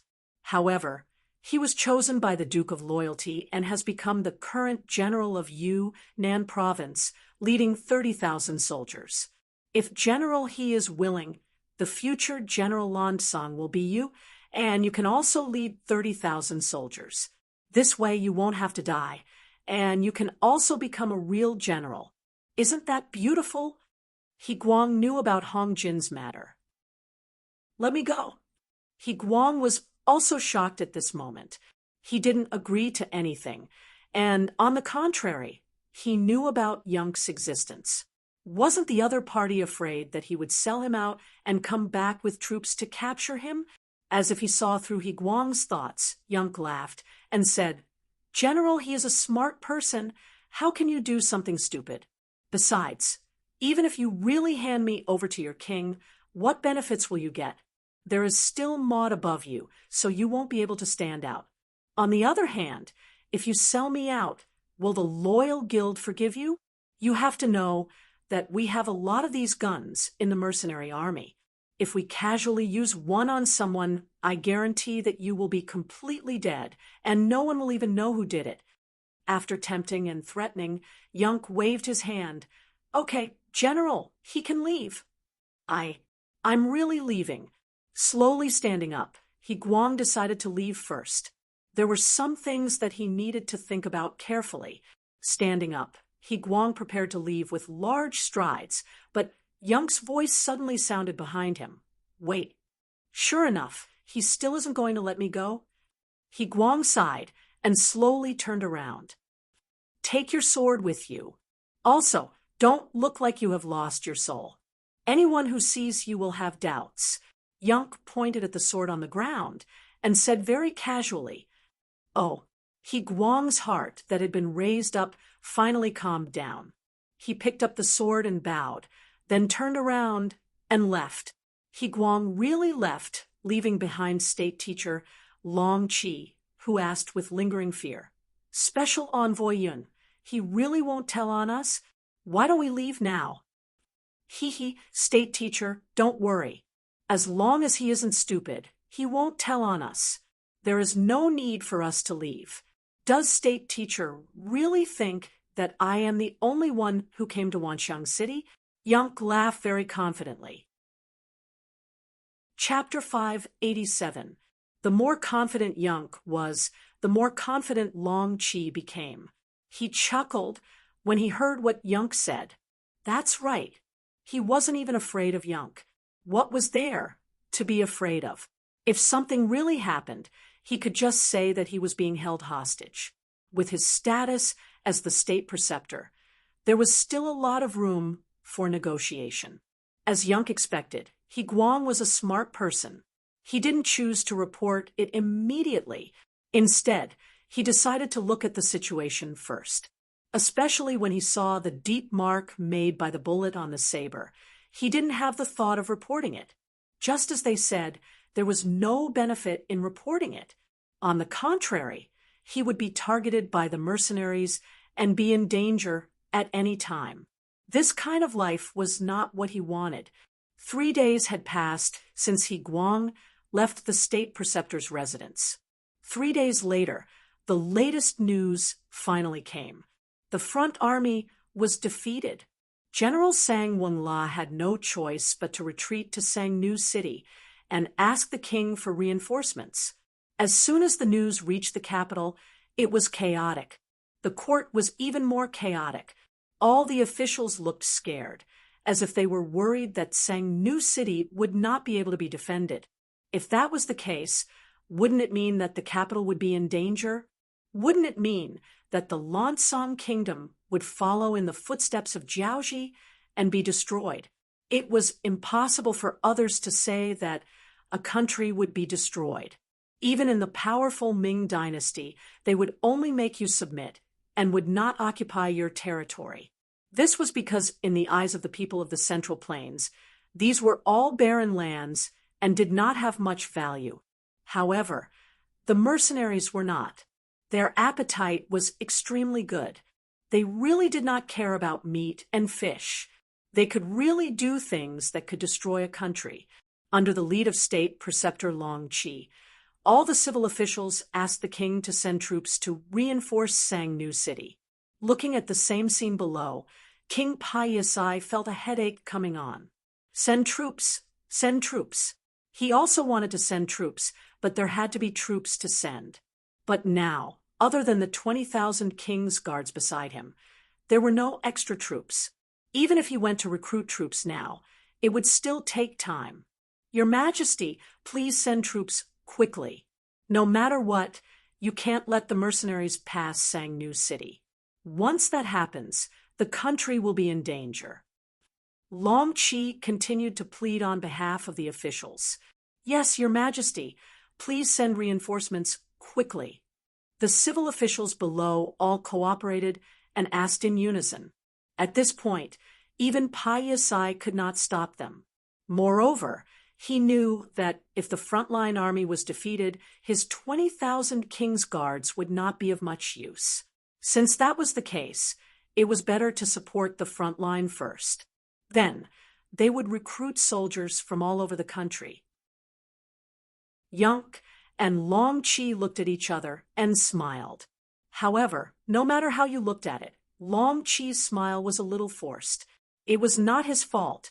Who would have thought that the army at the front line would be defeated so miserably? When he heard the latest news from Yunk, he was shocked. While laughing, Yunk said to He Guang, who had already stood up, "General He, you still don't know, right? Sangnu City has already been breached. The Duke of Loyalty is leading the army to Wanxiang City. Not only that, there is already a group of mercenaries lying in ambush outside the city. They will work together with General He to solve the problem inside Wanxiang City. The time is set for tonight. At that time, General He will be in charge of opening the North Gate. There shouldn't be any problems, right?" Ah, it was indeed the first time He Guang heard this news. He was really shocked. He did not expect that the moment the news of Sangnu City being besieged, the city had already been breached. What was even more unbelievable was that the mercenaries had already arrived at the city without him knowing. At this moment, his legs trembled, and he almost knelt on the ground. Yunk did not take He Guang's reaction to heart and continued, "General, he only needs to control the palace and the residences of the ministers. The matter of taking down the treasury, armory, and granary will naturally be done by the mercenaries. You understand?" Understood. This general understands. He Guang, who originally had a trace of arrogance, became completely obedient at this moment. He originally thought that the other party would rely on him. Only now did he know that even if he did not make a move, Wanxiang City would still be breached. It was just a matter of time. State teacher, I also need your cooperation this time. Yunk turned his head and looked at Long Qi with a smile. Long Qi reached out to stroke his beard and nodded while laughing. Well said, well said. I will hold a banquet tonight and gather all the ministers in the city. That would be great. Yunk knew that Long Qi understood his meaning and smiled reservedly. With this plan completed, all that was left was to wait for night to arrive. Half an hour later, He Guang left the imperial advisor's residence. He announced to the public that he had received the full support of the imperial advisor and that the rations were no longer a problem. He then gathered all the subordinates under him for a meeting to discuss matters. At the same time, many carriages walked out of the state teacher's residence. These servants went to the various ministers' residences in the city to send out invitations. It was said that all the civil officials were gathered to contribute to the army that was about to depart. At the same time, they had to pray for the blessings of the gods. Chapter 588. Originally, some people were still half-heartedly thinking that once they were free, they would pass on the message. But now they hesitated. Was it worth it to risk their lives for a dynasty that was about to be destroyed? There was no fame, no benefits, no benefits. It was not worth it to risk their lives for a loyalty that they did not know if the king would believe. Not to mention offending the mercenaries. No place in the world would be safe. After settling the army, He Guang finally relaxed and started to plan every step of the night. The sky slowly darkened. Wanxiang City did not have a curfew, so at this time, lanterns were hung up everywhere, making it seem very lively and bustling. Especially at the imperial tutor's residence tonight, it was full of guests. Carriages arrived one after another, and the sound of greetings could be heard. Imperial tutor Long Qi was personally welcoming the guests at the door, giving them enough face, making everyone's face even more radiant, looking at everyone who had a face that showed concern for the country and its people. After waiting for more than 2 hours and not seeing any guests, Long Qi patted his back and said to the housekeeper behind him with a tired look, "You can close the door now." Without orders, no one is allowed to enter and no one is allowed to leave. "Master, don't worry. I know what to do." The butler nodded. This old man who had followed the imperial tutor for decades naturally knew what to do, and even knew what might happen next. The ministers were surrounded, and the army camp also started to move. The first step was to surround the 5,000 king's guards that had not been assigned to them. Fortunately, their guard captain Emode had already gone to the imperial tutor's residence for the banquet. Without a leader, it was not very troublesome to deal with them. The second step was to surround the palace, and no one was allowed to enter or leave without orders. This was equivalent to cutting off the connection between the king and others. The third step was to open the city gates and let the mercenaries outside the city in. The first step of the plan was to surround the camp of the king's guards with 8,000 soldiers. Then, under the protection of a group of personal guards, He Guang walked into the camp with the emperor's fake decree in his hand and said that these 5,000 soldiers would also be under his leadership. Many of these 5,000 people were Emoda's trusted aides. When they saw that their master did not appear, they felt that something was wrong. Some of them were bold enough to look at the Wang Yu in He Guang's hands to determine if it was true or false. "Humph, with your status, what right do you have to see Wang Yu? I think you're clearly using this opportunity to rebel. Guards, take him down." He Guang would not reason with anyone. With the military power in hand, he only needed to rely on his own strength to push through. A group of personal guards swarmed forward. Anyone who refused to comply would be killed. Blood flowed like a river.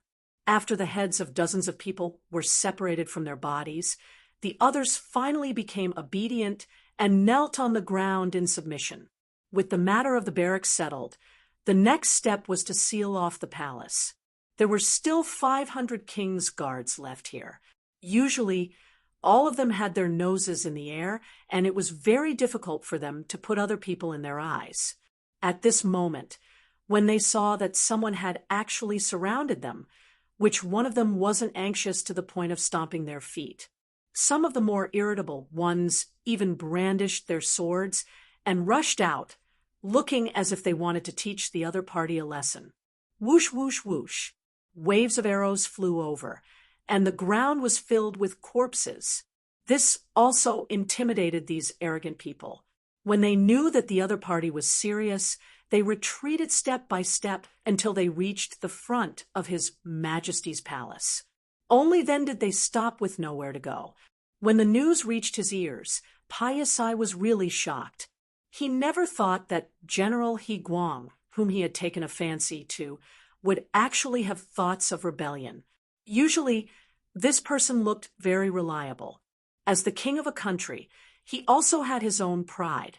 Before the matter was finalized, he still wanted to work hard. Thus, under the protection of a few guards, he wanted to go out and see He Guang. As soon as he walked out, waves of arrows rained down and stopped about 20 feet in front of them. They were not targets, but just deterred. However, this was enough. Piasai's legs went soft. If it weren't for the guards beside him supporting him, he was afraid that he would have fallen to the ground. He was also a king, but he was not like Lily, who had fought his way out of life and death situations. He had inherited the throne. When had he ever seen such a scene of shouting and killing? Quick retreat! Retreat! Send a signal for help! Piasai did not know what the situation outside was like, but the only thing he could do now was to ask for help. Soon, a dazzling and colorful firework rose into the sky from the palace. That was the king's signal for help. The firework rose into the air, illuminating the sky and making it much brighter. The Grand Preceptor's residence, which was not far from the palace, could naturally see it clearly. When some of the officials discovered this signal, they were all shocked. The captain of the king's guards, Maud, immediately stood up and wanted to rush out of the Grand Preceptor's residence. General Maud, what do you mean by this? The Grand Preceptor's banquet is not over yet. Why are you in such a hurry? Long Chi sat on the high seat, drinking the wine in his cup, as he spoke slowly. Lord Grand Preceptor, you saw it. His Majesty sent a signal for help. There must be some thieves causing trouble. No matter what the Grand Preceptor's actions were, he would definitely mobilize an army to annihilate the Grand Preceptor's residence this time. In any case, this person had already walked together with He Guang, so he was his enemy. He would rather kill the wrong person than let him go. How could this little thought be hidden from Long Chi's eyes? To be able to become the Grand Preceptor, his IQ was definitely extremely high. He chuckled. Right now, this is a banquet held by the Grand Preceptor. The purpose of this banquet is to solve the various difficulties of the general at the front. Right now, we haven't even talked about the proper matters, so no one is allowed to leave. After casually finding a reason, Long Chi returned to his seat. In any case, this place was already under his control. It was impossible for Maud and his 4 personal guards to kill their way out. Come, everyone drink.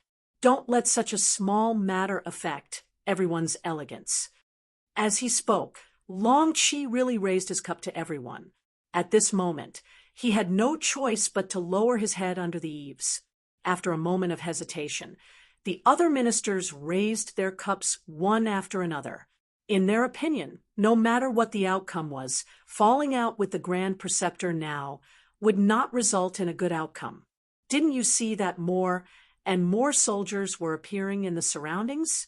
Each of them held a large blade in their hands and had a fierce look on their faces. It was as if they would fight and take someone's life at the slightest disagreement.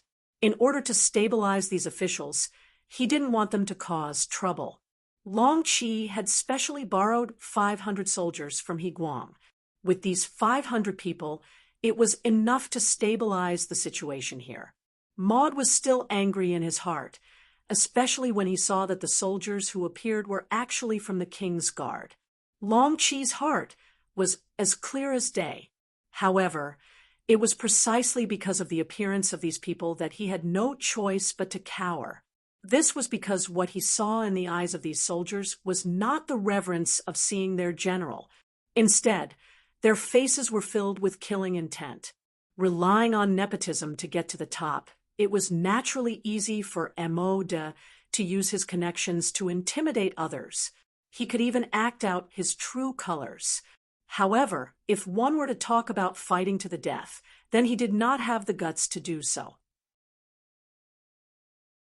Just as Payasai was feeling anxious, a guard walked in and knelt on the ground.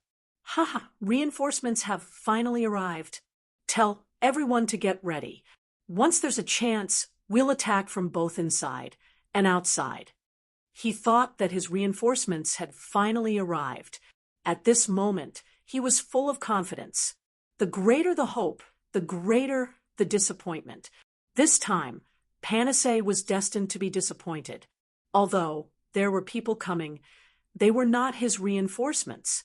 They were Zheng Cheng's enemy, the commander of the 3rd Regiment of the Cold Front, Wu Sheng. He Guang was guarding this place. After all, this place was of great importance. After knowing that the mercenaries had finally arrived, he tidied up his uniform and went to greet them. "You are He Guang?" Wu Sheng walked up to a general in armor and asked in a condescending manner. "Yes, I am He Guang." He did not know why, but when he saw Wu Sheng, he felt a strong sense of oppression. There was even a murderous aura coming straight at him. This was a natural result of killing too many people on the battlefield. It was not something that He Guang, who had always stayed in the palace, could compare to. You've done well. Let me introduce myself. I'm the commander of the 3rd Regiment of the Cold Front, Wu Sheng. You can call me Commander Wu. Oh, right. How's the situation?" He continued to ask as he walked, but his eyes were observing the surroundings intentionally or unintentionally. Although the Security Bureau's intelligence said that He Guang was trustworthy, before the overall situation was settled, he should not let his guard down. When he heard that the other party was the commander of the Cold Front, He Guang immediately felt his aura weaken. In the past few days, he had learned about the mercenaries from various sources. He also knew that the Cold Front was the most powerful force among the mercenaries. Now that a commander had appeared, how could he not be nervous? "Commander Wu, Your Majesty, no. Pasha is in the front yard of the palace. He still has a few hundred guards under him. Their skills and combat strength are not bad." He Guang gave a simple introduction of the situation. However, when Wu Sheng heard this, he did not think much of it. "Their combat strength is not bad. Then I would like to see their strength. Come, where is the commander of the 4th Company? I'll give you 2 incense sticks time to beat them into submission. If you can't complete the mission, you're not allowed to eat meat for a week." "Yes." As soon as he shouted, a loud voice answered. Then, a team of 100 people separated from the main force and approached the palace. "Oh, right. The 4th Company is the lowest company of the 3rd Regiment of the Cold Front. It's not the strongest," Wu Sheng said, casually when he saw the 4th Company respond. This was a low-key show-off. However, He Guang still could not understand the meaning of this sentence. After all, the 4th Company had not shown their prowess yet. In his eyes, whether they were the strongest or not was not clear. However, it was only when the real battle began that he understood, especially in the dark night when he saw the flying flames and deafening gunshots. Most importantly, The scene of people falling to the ground in the depths of the palace shocked him completely. With He Guang's strength, it would not be too difficult for him to eliminate these 500 people, but it would not be so easy. How was this a battle? It was a massacre. Every time a gunshot rang out, there would always be people falling to the ground. It was as if a spell had been cast on them. It was incomparably accurate. Although it was said to take 2 incense sticks' time, in just 1 incense stick's time, the king's bedroom was hung with a white flag. There was no other way. In just a short while, more than 200 people had died. They did not even see the enemy's appearance. How were they going to fight this battle? This was clearly not a battle, but a waiting for death. He Guang's face was filled with shock. He wondered what would happen if he were to be the one leading the army. Wu Sheng had said that this wasn't their strongest attack. He Guang's face was filled with shock. He wondered what would happen if he were the one leading the army. It seemed that no matter how he thought about it, he could not change the outcome of being slaughtered. He Guang's expression changed drastically. All of this was seen by Wu Sheng from the corner of his eyes. He could not help but laugh. He had already learned from the security bureau that this He Guang would become a general like Hong Jin. If he did not beat him up once and for all and subdue him, it was inevitable that some unexpected problems would occur in the future. Presumably, after experiencing what happened today, He Guang would have to think carefully about any thoughts he had. The white flag was hung high, and the gunshots stopped. Then, King Paisai walked out under the protection of a group of guards. "Let's go. Let's welcome the surrendered king. This is not the first time we welcome a surrendered king. Of course, it won't be the last." Wu Sheng's heroic voice rang in everyone's ears. Naturally, the cold vanguard soldiers all puffed out their chests and looked proud. He Guang and the others' eyes were also shining. This was a real army, the strongest army. Now, they were on the same side. Just thinking about it made them excited. The Grand Preceptor's residence. The banquet was still going on, and it seemed to be very lively. There was no other way. They were already surrounded, and their lives were already in the hands of others. If they did not drink now, when would they? Of course, no one would be stupid enough to really get drunk. After all, to them, drinking at this time was also a kind of mission, or even an act. Ba, ba, ba, ba, ba, ba. Suddenly, concentrated gunshots came from the streets outside the mansion. It was the sound of the 3rd Battalion attacking the treasury, the armory, and the granary. As soon as the gunshots rang out, the banquet hall naturally heard it. Some people could no longer sit still. There was no movement. He could still pretend to be an ostrich and pretend that he did not know anything. However, gunshots rang out. How could he pretend? Mo suddenly stood up. Because his movements were too big, he actually knocked the pot of wine in front of him to the ground. However, he did not feel it at all. Instead, he looked at Long Qi and said, "Lord Imperial Preceptor, are children still playing now? Oh, maybe they're the ones setting off firecrackers." Hearing the gunshots, Long Qi knew that the mercenaries had entered the city. At this moment, Long Qi's heart calmed down. When he looked at Emoda, he was naturally even more fearless.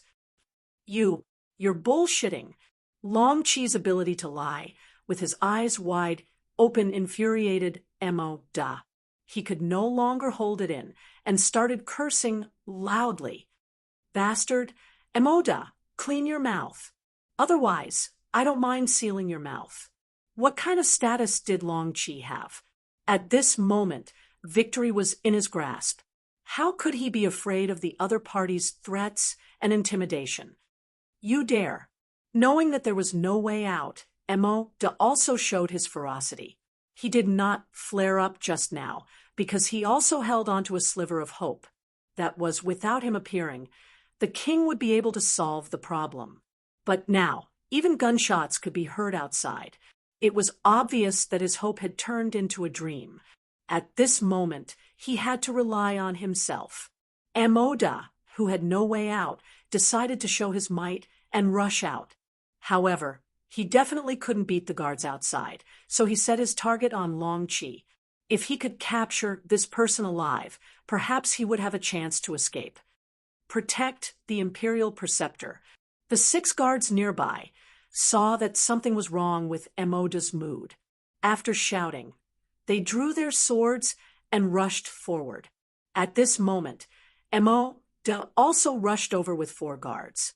In an instant, they started fighting, and the banquet became incomparably chaotic.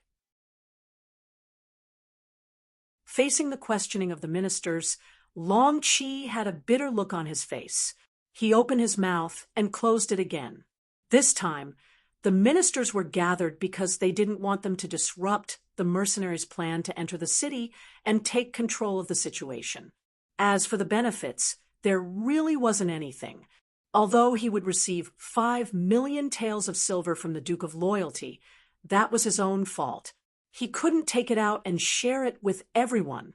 Furthermore, 5 million taels of silver may seem like a lot, but if these people were to be divided, then how much would be left in his hands? Almost no one was willing to spit out the fat meat that was already in their mouth. Naturally, Long Qi wouldn't either. He retreated while looking at the side door behind him, wondering if he could slip away from there. After all, the mercenaries should be here soon. As long as he waited for a while, the situation would be settled. Watch him. Don't let him escape. Someone saw the side door behind Long Qi and immediately shouted. Then, a few younger officials ran towards the side door, cutting off Long Qi's escape route. Seeing that his thoughts were seen through, Long Qi cursed inwardly. However, because he was older, his speed was limited. It was obviously too late for him to escape. Just as everyone was about to surround Long Qi and demand for an explanation, or even openly ask for benefits, a person suddenly walked out from the side door. He was dressed in Han Chinese clothing. He wasn't very tall and looked very ordinary. However, his eyes were too bright. Anyone who saw them would have an unforgettable feeling. The person who came was the 3rd leader of the Security Bureau's Foreign Affairs Department, Yun Quebec. He originally didn't want to come out. After all, the fewer people who knew about his identity, the better. However, he didn't expect that the club-like Maud to be so scheming. He knew to use everyone's strength to pressure Long Qi. Seeing that the state preceptor was about to be in danger, he had no choice but to stand out. Otherwise, if Long Qi died here, even if he didn't do it, it was inevitable that people would have such thoughts. This wouldn't be good for them to persuade the ministers of other countries in the future. For the sake of the overall situation, Yun Ke took the initiative to stand out. As soon as he came out, he narrowed his eyes and looked at the ministers of the Lansong Kingdom standing in front of him. Even though he was squinting his eyes, he still gave people a very dangerous feeling. He was like a viper hibernating in the grass, as if he would jump out and hurt people at any time. This feeling made the young courtiers involuntarily step back. "What are you doing? What benefits do you want? Why don't you tell me?" Since he had already walked out, Yun Ke naturally wanted to have the right to speak. Thus, as he spoke, he found the nearest chair and sat down. This made it impossible for his lie to be exposed. Sure enough, when they heard that the pistol could fire 50 bullets at once, the faces of the officials changed drastically, although this was somewhat beyond their understanding. And in their imagination, the flintlock had to be reloaded after firing a shot, but looking at Skylark's confident expression, no one really dared to try it. It didn't matter if no one tried it, but there were always people who reacted quickly. Usually, these people wouldn't rush to the front of everything. So in order to see if what Skylark said was true, a smart official who still wanted to control the other side said, Don't listen to his nonsense. How can there be such a powerful gun in the world? Come, let's go together and see what he's going to do." As he spoke, he pushed the waist of one of his colleagues who was caught off guard. That person was caught off guard and rushed forward. Bang! Another gunshot sounded, and that person fell to the ground. He didn't immediately die, but he didn't look at Skylark sitting there. Instead, he looked back and wanted to see who pushed him. He wanted to F***CK, this person's 8 generations of ancestors. Sure enough, it can fire continuously. There were still some officials who reacted a bit slower. They didn't pay attention to how someone had the guts to test the gun. They only saw that the gun was indeed not reloaded before it fired a second shot. I don't believe he can really fire 50 shots. It was still that person who spoke, and then he pushed the other 2 officials beside him. Bang, bang! A series of gunshots sounded, and another 2 people fell to the ground. It was only a dozen meters away, so Skylark didn't need to aim at all. He only needed to shoot based on his intuition, and he could hit the target. It really is a good gun. Hey, no, those 2 people just now seemed to have been pushed by someone. The officials finally reacted and finally felt that something was wrong. Immediately, they turned around and looked, and then one by one, they put up a defensive look. 3 scapegoats had already been pushed out, and no one could guarantee that they wouldn't be the next one. For safety reasons, of course, it was better to stay as far away from others as possible, for people had already died, and everyone had a clearer understanding of the gun in Skylark's hand. Really, no one dared to try it, so the smart people couldn't find scapegoats, even if they wanted to. At this moment, the situation was deadlocked. Haha, it's so lively. A series of dense footsteps entered everyone's ears, and then a group of soldiers in military green camouflage clothes poured into the Grand Tutor's residence in rows. The one who spoke first was a young man who seemed to have a somewhat scholarly temperament. As these soldiers entered, the Lansong soldiers, who were originally responsible for the safety of the Grand Tutor's residence, all nervously retreated. Naturally, they had already received the notice that the mercenaries would be coming, but when they really faced them, a strong sense of pressure arose, causing them to have no choice but to retreat. Mercenaries? Is he the loyal Duke? When the cold vanguard entered the courtyard, it naturally attracted everyone's attention. Then someone shouted, and then everyone looked at the leader, 2nd Battalion Commander Chunbo, with astonishment. Because of the lack of information, not many people in the Lansong Kingdom had seen Yang Chendong before. Unfortunately, some people were lucky enough to see him, but they didn't come back, and this made him a legend. He was young, and he used to be a scholar. This was the most direct impression of him. Chunbo was very young, and he had a scholarly temperament, so it was no wonder that everyone had such an impression of him and mistook him for the Ming dynasty's loyal duke. Originally, when he heard someone shouting the loyal duke's name, Chunbo was also startled, thinking that the 6th young master had come here first. However, when he thought about it carefully, he realized that it was impossible. There was no need for him to take such a risk. When he saw that everyone's gaze was focused on him, he immediately smiled and said, "Everyone, the battalion commander, Chunbo, is much younger than me." "What? How can he be younger than you?" Seeing Chunbo deny that he was the Duke of Loyalty and Courage and say that the true Duke of Loyalty was even younger, the officials in the courtyard were all shocked. In fact, Chunbo wasn't lying according to his real age. He was older than Yang Chendong by 3 years. Of course, this wasn't the main point at this time. He had already seen Yun Kei in the crowd, and immediately showed a smile and greeted from afar, "Leader Yun." Yun Kei also saw Chunbo when he and the others entered the courtyard, and he had already stood up from his chair. "Political Commissar Chun, congratulations on your promotion. Chun Bo was no longer a battalion cadre, but a regimental commander with the actual position of political commissar. But for these ruthless people who were used to killing enemies on the battlefield, they seemed to like commanding the army and preferred to be with the frontline army. From this point, Chun Bo preferred to be called battalion commander and not political commissar. But who was Yun Ke?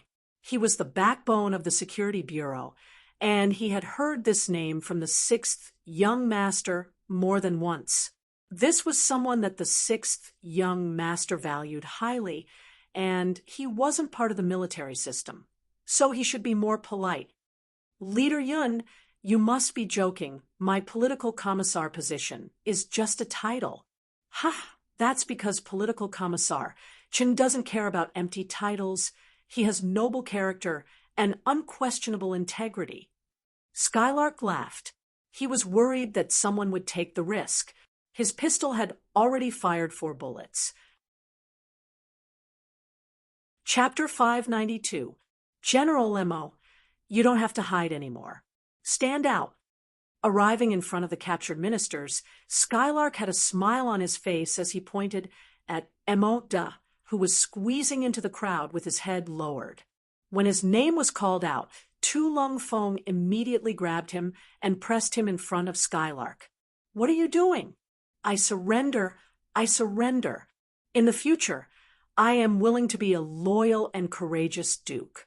I am willing to be a mercenary's dog. Please don't kill me. The weakness of human nature was finally exposed. Originally, he still dared to shout a few words in front of the imperial advisor, but the moment he saw the mercenaries, he was completely terrified. Skylark naturally wouldn't put this kind of person who bullied the weak and feared the strong in his eyes.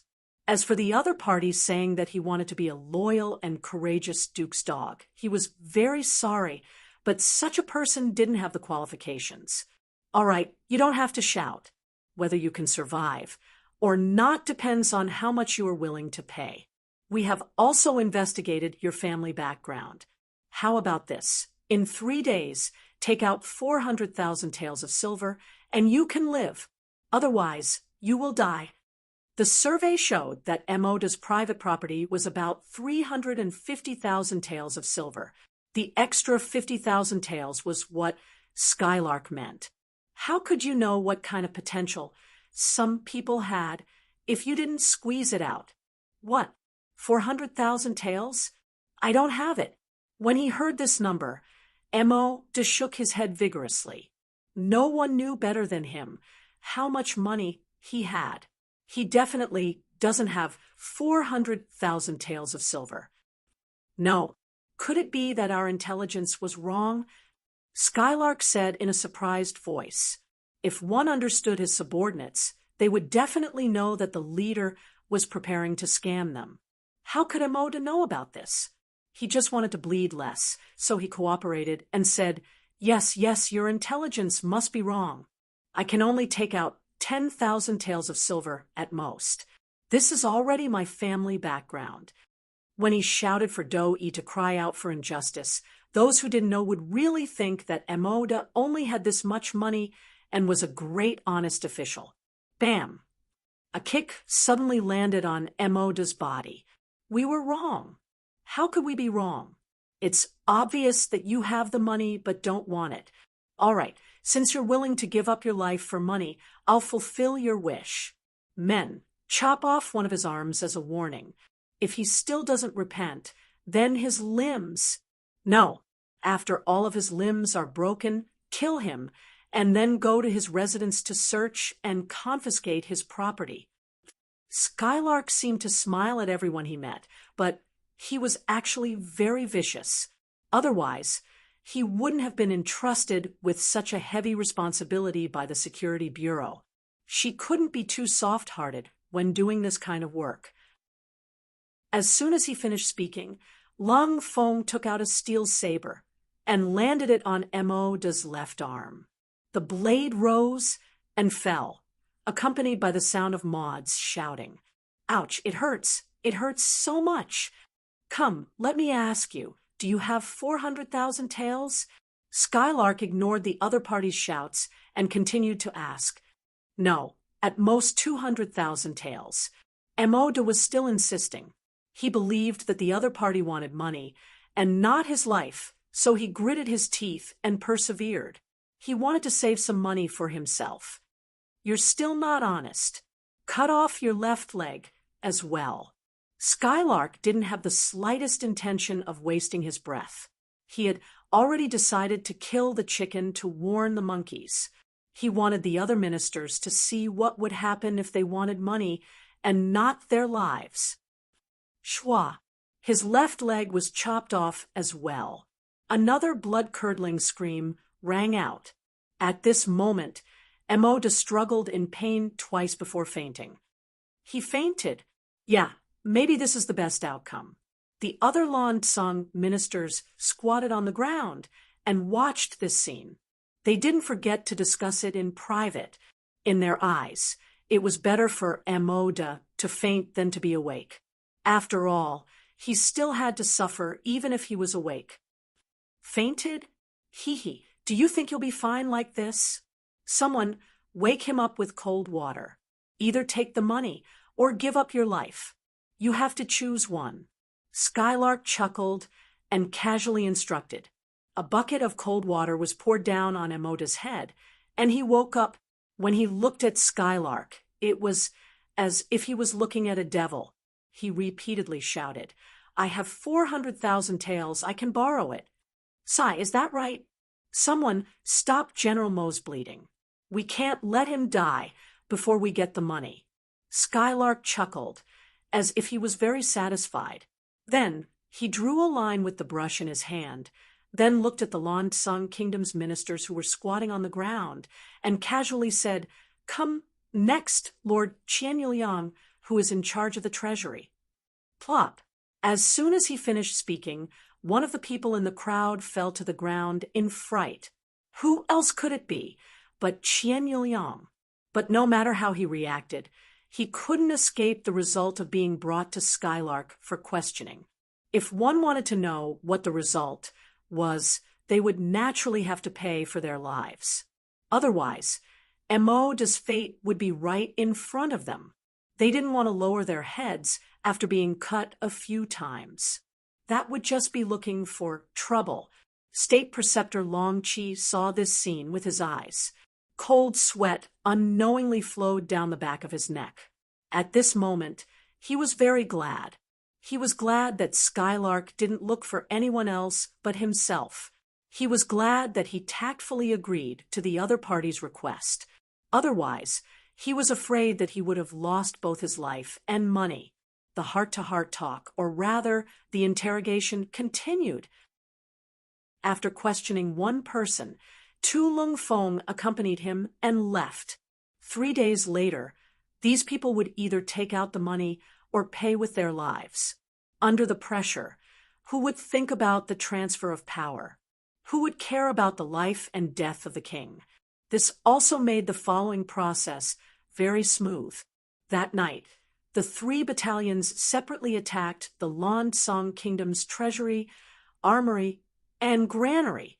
Early the next morning, the gunshots in the city finally stopped. Some brave citizens walked out of their houses and found that everything was very peaceful. There wasn't any difference from before. If there was a difference, it would be that on the streets, one could hear the sounds of cursing coming from an official's residence. Also, one could see soldiers in green military uniforms patrolling the streets with the king's guards. With the experience of taking down Hanei City, it wasn't so complicated to deal with Wanxiang City.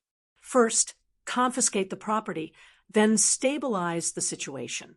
After that, all they had to do was wait for the 6th young master to bring the knowledgeable youths from Qiqian City to take over this place. King Paisai was placed under house arrest in a small courtyard. His food and drink were all sent to him. He had completely lost his freedom. Originally, the king still had a glimmer of hope. When the sun rose, he thought that there would be some loyal subjects coming to save him. However, after waiting from morning till night, There was no movement at all. He knew that he, the king, had been abandoned by his subjects. How would he know that all the subjects were now raising money to buy their own lives? How would they have the time to care about the lives of others? Even if he was the king, he was also thrown to the back of their minds. The occupied granaries started to sell rice. Once the people had something to eat, they became very obedient. The situation in the city stabilized. 3 days later, some of the subjects handed over the ransom. In order to survive, they really used all kinds of methods. Apart from the houses that Lung Feng had told them to confiscate, they sold everything else that they could. Some of them even sold their own concubines just to save up enough money to survive. Fortunately, those who could become subjects often had the support of some people behind them. It wasn't too difficult to borrow money from them. Therefore, more than 80% of the subjects handed over enough money in the stipulated time and didn't have to worry about their lives. Of course, there were also 20% who didn't have that much money. Yunk naturally wouldn't be polite. Since he said it, he had to do it. Otherwise, how could he intimidate others? Immediately, those people had their limbs chopped off and were hung on the city gate tower. This scene made many of the subjects feel that it was a close call. 3 days later, Yunk had an extra 14 million taels of silver in his hands. Most of this was provided by the subjects. A small amount was obtained from the Lan Kingdom's treasury. From this point, it could be seen that any country had some foundation. A small Wanxiang city could squeeze out 10 million taels of silver. What if it was the entire Lan Kingdom? What if the target was the Great Ming Dynasty? Just like the end of the Great Ming Dynasty, there was no money in the treasury. All the money was in the hands of the subjects and merchants. This caused the country to have no money to raise an army. In the end, it was destroyed by slave Jian. Then, in order to save their lives, the subjects and merchants took out an unknown amount of gold and silver to give to slave Jian. This also caused Emperor Chongzhen, who knew all of this, to shout before he died, "Kill all the subjects." Now that he thought about it, it did make some sense. On the 5th day, the main force of the mercenary army finally arrived at Wanxiang City. Accompanying them were 50,000 young men who had long been prepared. They would use their knowledge to infect everyone around them so that they could become a member of the Yang family as soon as possible.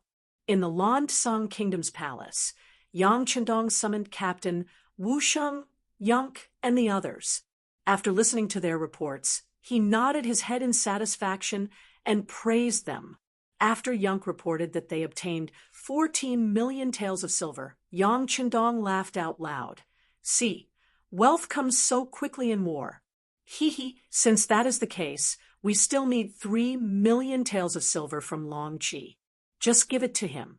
As for the remaining 1 million taels, take out 200,000 taels to reward the Laotian mercenaries in River Light and 800,000 taels to reward the subjects who contributed greatly in this war.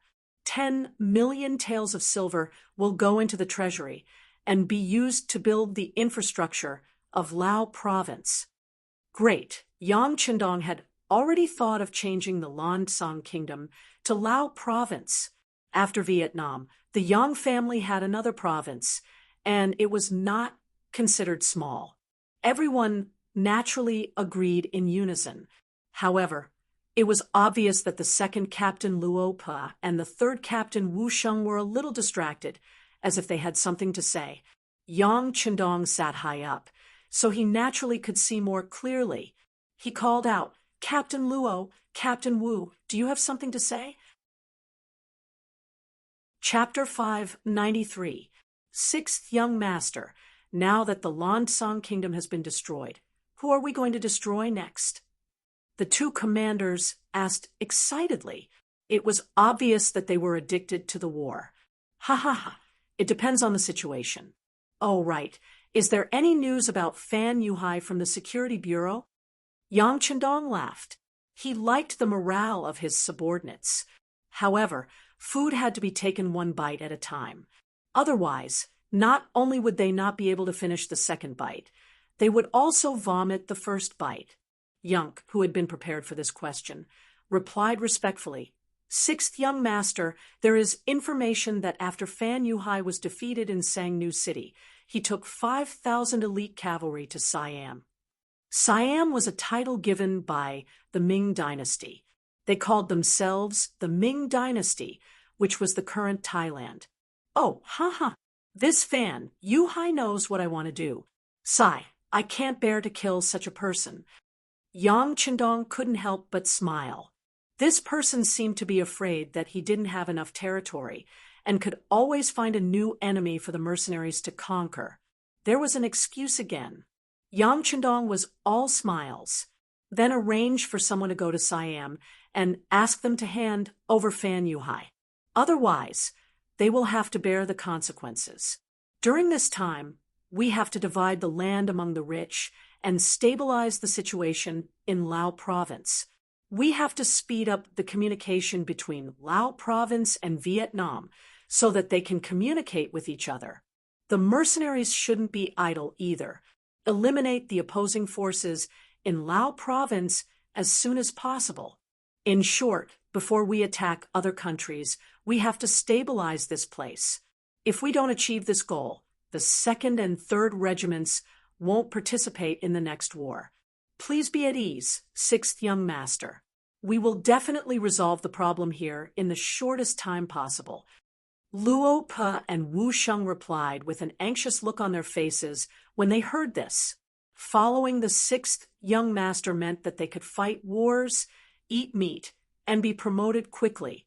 Right now, it was just that the requirements for Lung Feng's assessment were a little too high. Once they had enough soldiers, they would most likely have the qualifications to become division commanders. If they were really forced to stay here because of the security issues in Laos, wouldn't they miss out on a great opportunity? This was something they absolutely could not allow to happen. Crimson City, more than 4 million Han Chinese had settled down here, and the entire Ryukyu Island had been unified. The development of the entire island also began to speed up, especially Crimson City, which was the center of political, cultural, economic, and scientific development. It was a scene of prosperity. With Yang Chendong's approval, Chichen City had nearly doubled in size. In terms of size, it was almost half the size of Beiming's capital, but it was still barely enough to supply the merchants and trade routes of the entire country. As a result, many factories began to expand at a faster pace. Whether it was the factories or the workers, they were increasing exponentially. Luan Xiaochen, as an outstanding political teacher, had a lot of work to do. With so many new people joining, whether it was ideological work or teaching them how to read and write, he was so busy that he felt like he did not have enough time. However, he did not complain at all. Instead, he worked tirelessly. In the words of his parents and sister, he was still young, so there was nothing wrong with working and learning more. Otherwise, when he was old, he would not have so much energy to learn. Even though he could only sleep about 6 hours a day because of how busy he was, Luan Xiaochen did not slack off at all. This was because he knew how much attention the Luan family had attracted, and many people were jealous of them. His father, Luan Qi, was the factory manager of the power plant. His mother, Zhou Hua, was the director of the main garment factory. Just the workers in the few factories under her command added up to more than 100,000 people. One could imagine how much power she had. However, they could not compare to his sister, Luan Xiaoyu.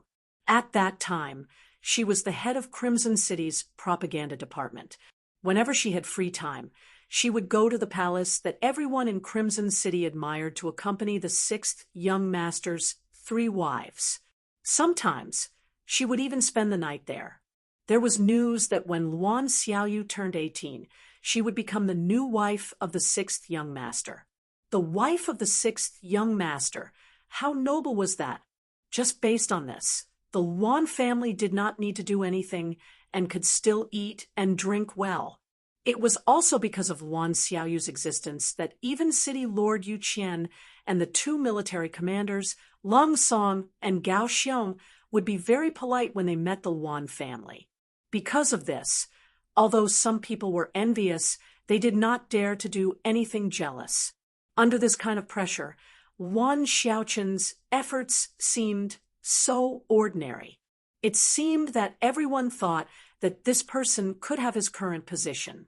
Not long ago, Yang Qindong personally promoted him from a battalion-level instructor to a deputy regiment-level political commissar. That was not the result of his own efforts, but because of his sister, Wan Xiaoyu. However, this could not dispel his passion for work and private efforts. Under the strong pressure, Wan Xiaoqian just went to the unit in the morning. He was about to bring people to do political work for the new citizens when someone came to his office. As soon as this person entered the political department building, the whole atmosphere changed. Many people who were originally in a rush walked a little slower. Then, their constant greetings resounded in the corridor. Fifth brother, fifth brother. Hello, everyone.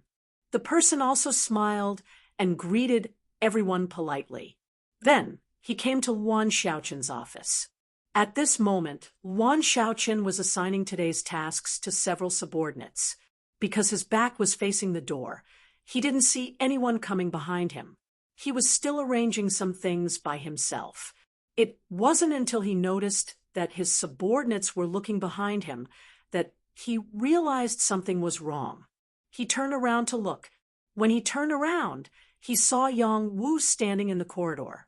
He immediately smiled and said, "Fifth brother is here." Fifth brother was Yang Wu. He was one of Yang Qindong's most trusted servants. He was also his trusted aide in Qiqian City. Normally, he was in charge of the safety of the three madams. However, he secretly had the authority to investigate all the officials and military officers. After all, Yang Qindong was not in Qiqian City most of the time. This was his headquarters, and he could not afford to lose it. Yang Wu's status was somewhat aloof, so much so that if he found out there was a problem, he had the authority to act first and report later. In terms of the effectiveness of dealing with officials, even Yu Qian, Lung Song, and Gao Xiong couldn't compare. In principle, he could even investigate the three of them. Of course, the three of them also had the authority to monitor Yang Wu. This was mutual supervision. With his aloof status, Yang Wu became the most popular person in Qiqian City. No matter where he appeared, he would naturally cause a storm. Many times following his appearance, who knew how many corrupt officials would fall off their horses. Of course, they came to see Wan Xiaoqian today, not to investigate him. This was something that everyone had reached a consensus on. What a joke! His sister was the future wife of the sixth young master. That meant that she would be Yang Wu's future mistress. No matter how bold he was, he would not dare to touch the mistress's brother without asking for permission. "Xiaoqian, don't be busy. The young master has given an order," Yang Wu said with a smile on his face. He had a good impression of Wan Xiaoqian. He clearly had the qualifications to be a silk pants, but he did things with propriety. He would not do things that should not be done by him. If everyone was like this, his job would be much easier. The young master has given an order. Since it was the young master that Yang Wu spoke of, only Yang Qindong could take on the responsibility. Knowing this, Wan Xiaoqian became a lot more serious. He stood at attention, puffed out his chest, and raised his head, waiting for the order to be given. Yang Wu also became a lot more serious. He opened his mouth and said, "The young master has given an order. From today onwards, Wan Xiaoqian will be the governor of Lao province. Immediately hand over the work in your hands. 3 days later, you will take the ship to take up the post. 1452 AD, 3rd month, 20th day. After saying this with a serious face, Yang Wu's smile returned to his face. Congratulations, Xiaochen.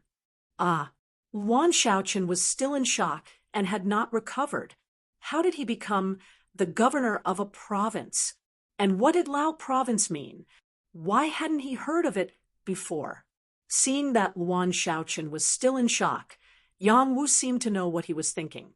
He smiled and explained, Lao province is the Lansong kingdom. The young master had just led his troops to conquer it.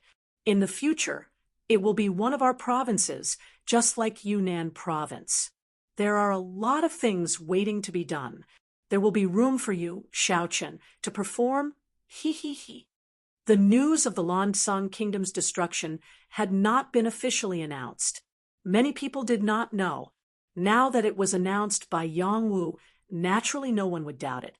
However, it still caused a huge uproar. It had been less than 2 months since the 6th young master left Qiqian City, and he actually destroyed another country.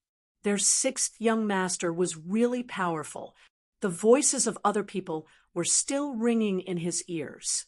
Yuan Xiaochen was already shocked by this appointment, although it could be said that the political department had become a behemoth like the military, especially the political assessment of officers and soldiers.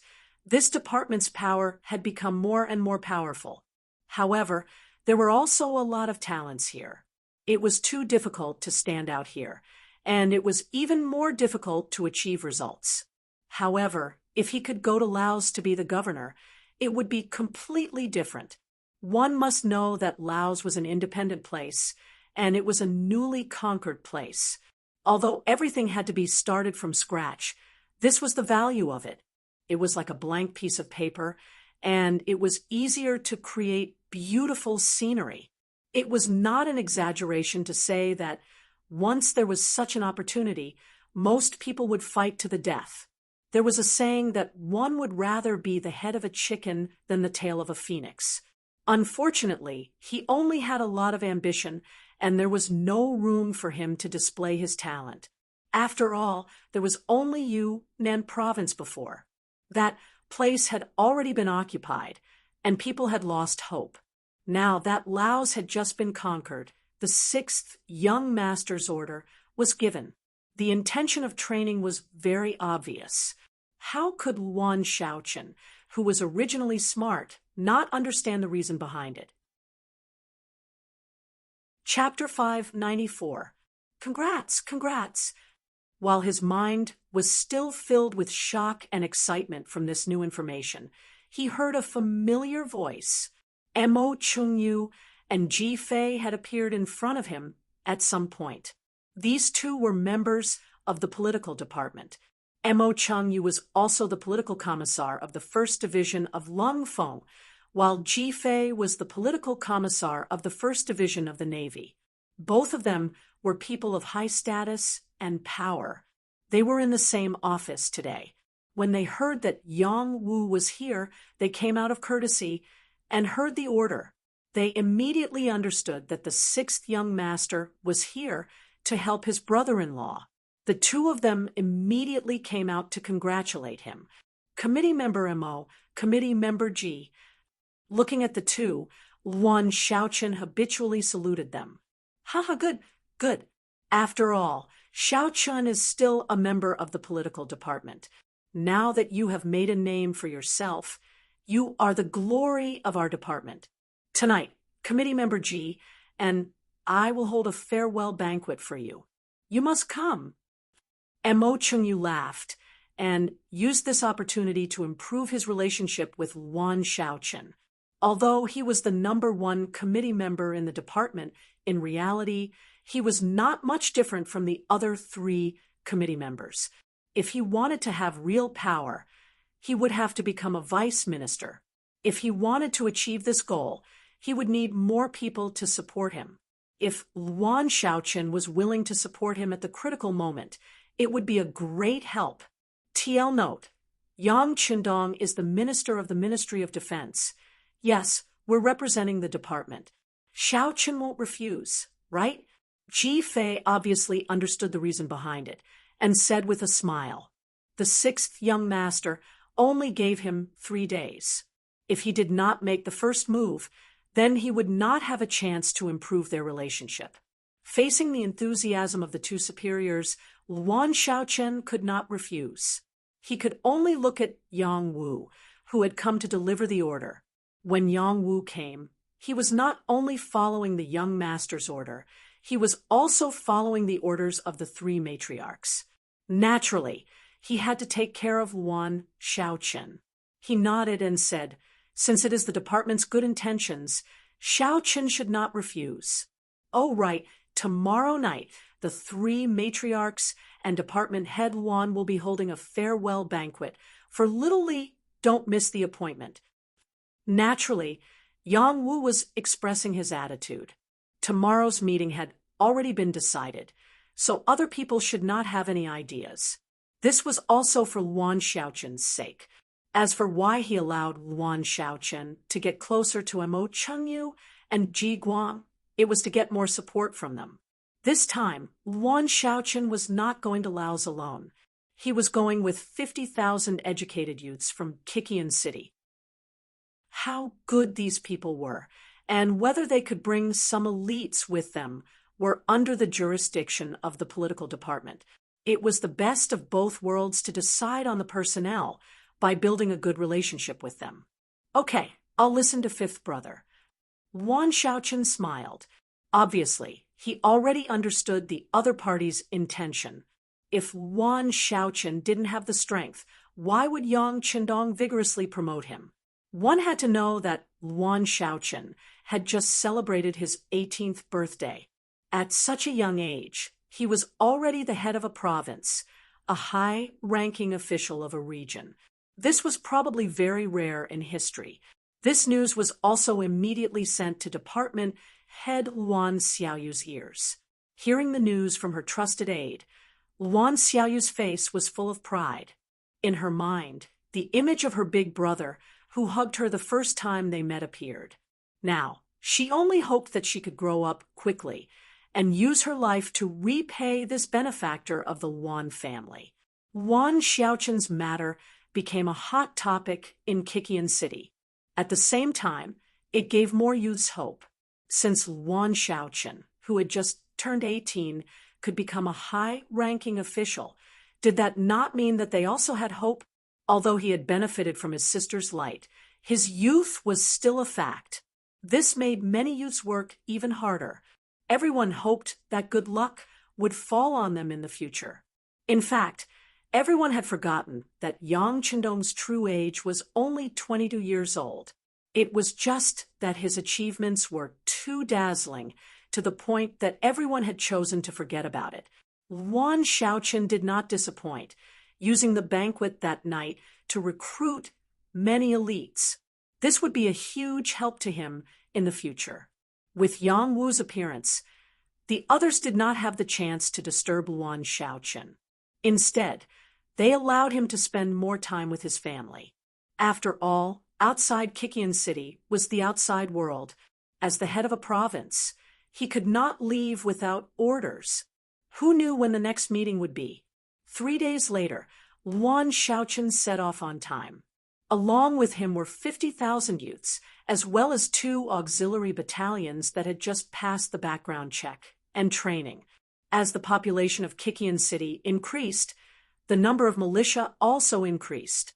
According to the rules, once the militia had served for over half a year and passed the background check, they would be able to join the auxiliary army. This was also due to the change in the situation. After all, the more places they conquered, the more soldiers they would need. Of course, more did not mean less. The examination was still very strict, especially the background check. Who knew how many people were rejected? After all, once they left Kikian City, if these people did not keep their mouths shut and spread the news, who knew what kind of problems it would cause? Just like Hanoi City in Vietnam, they had to create a commercial street and slowly expand it.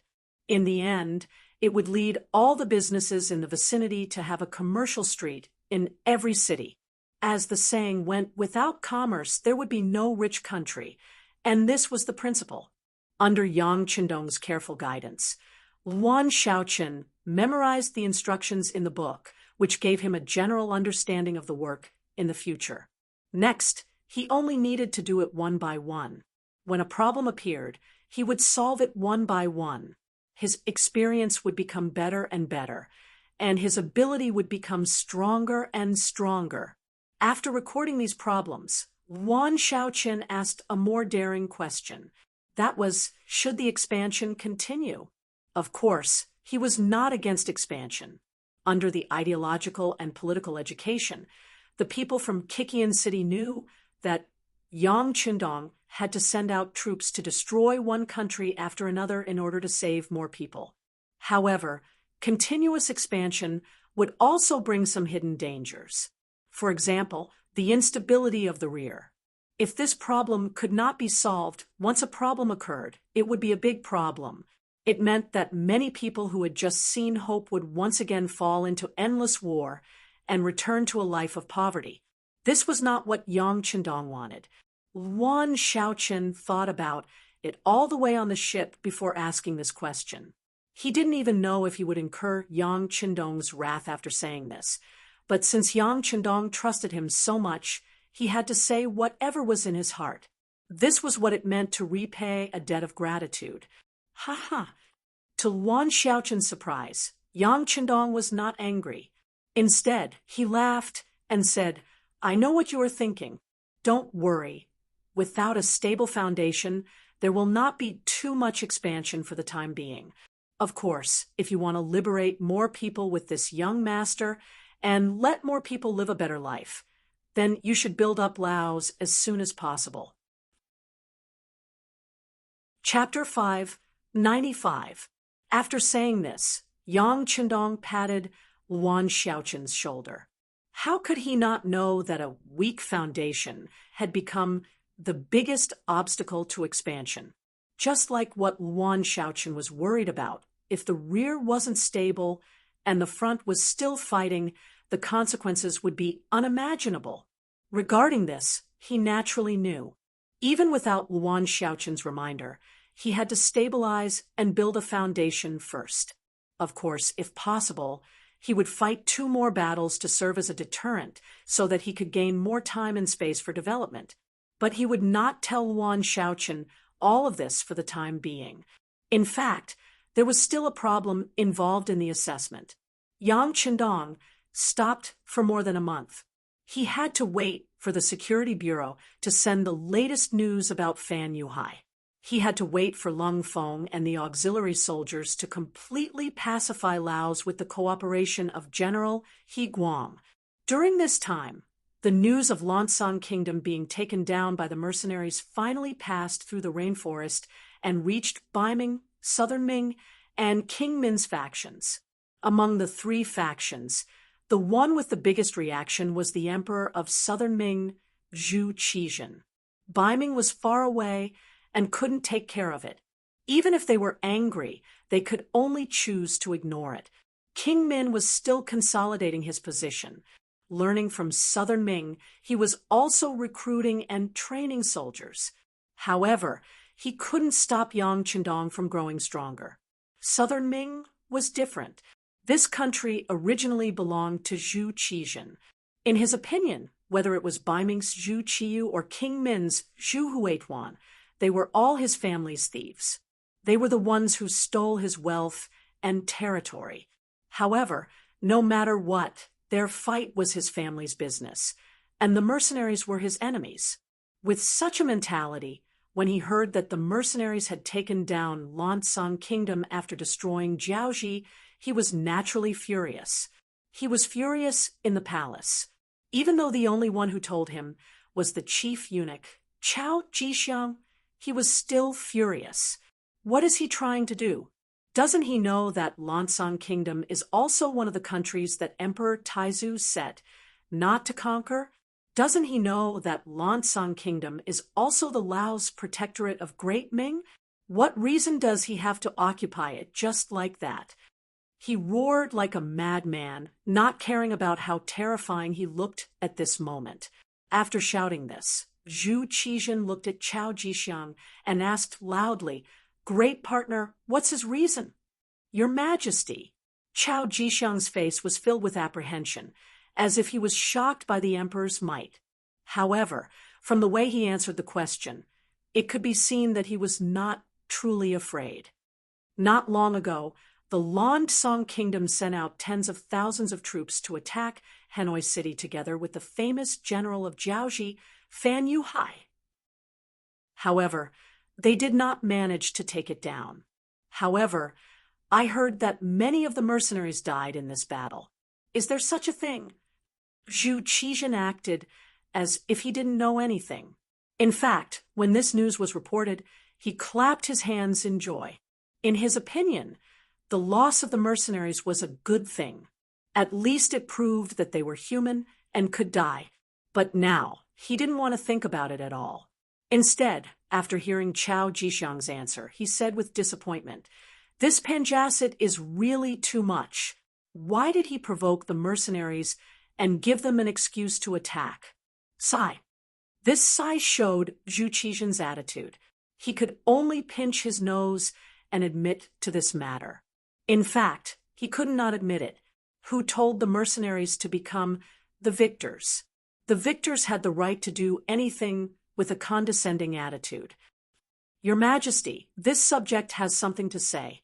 Seeing that Zhu Qizhen's anger seemed to have subsided, Chao Jixiang tried to speak. "Great partner, if you have something to say, then say it. We forgive you."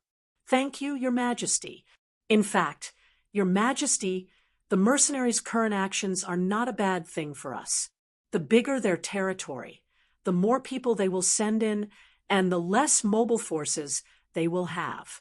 When they expand to a certain extent, their foundation will inevitably become unstable.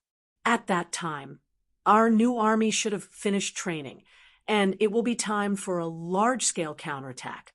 At that time, as long as we defeat the mercenaries, wouldn't everything they have now become the great Mings and Your Majesties in the future? Chao Jixiang observed Zhu Qizhen's expression as he spoke. As a eunuch, his job was to solve the emperor's problems. Therefore, restoring the emperor's confidence was one of his duties as the head of the eunuchs. Zhu Qizhen seriously considered Chao Jixiang's words. After a while, his dark expression finally cleared up, and he smiled. "That's right, great partner is right. As long as we become strong and can defeat the mercenaries, then what they have will be ours in the future." "Ha, right. We are going to train the new army with all our strength. As long as the army is strong enough, who would dare to oppose us?" Ha ha ha. As if he had thought it through, Zhu Qizhen was no longer angry about this matter.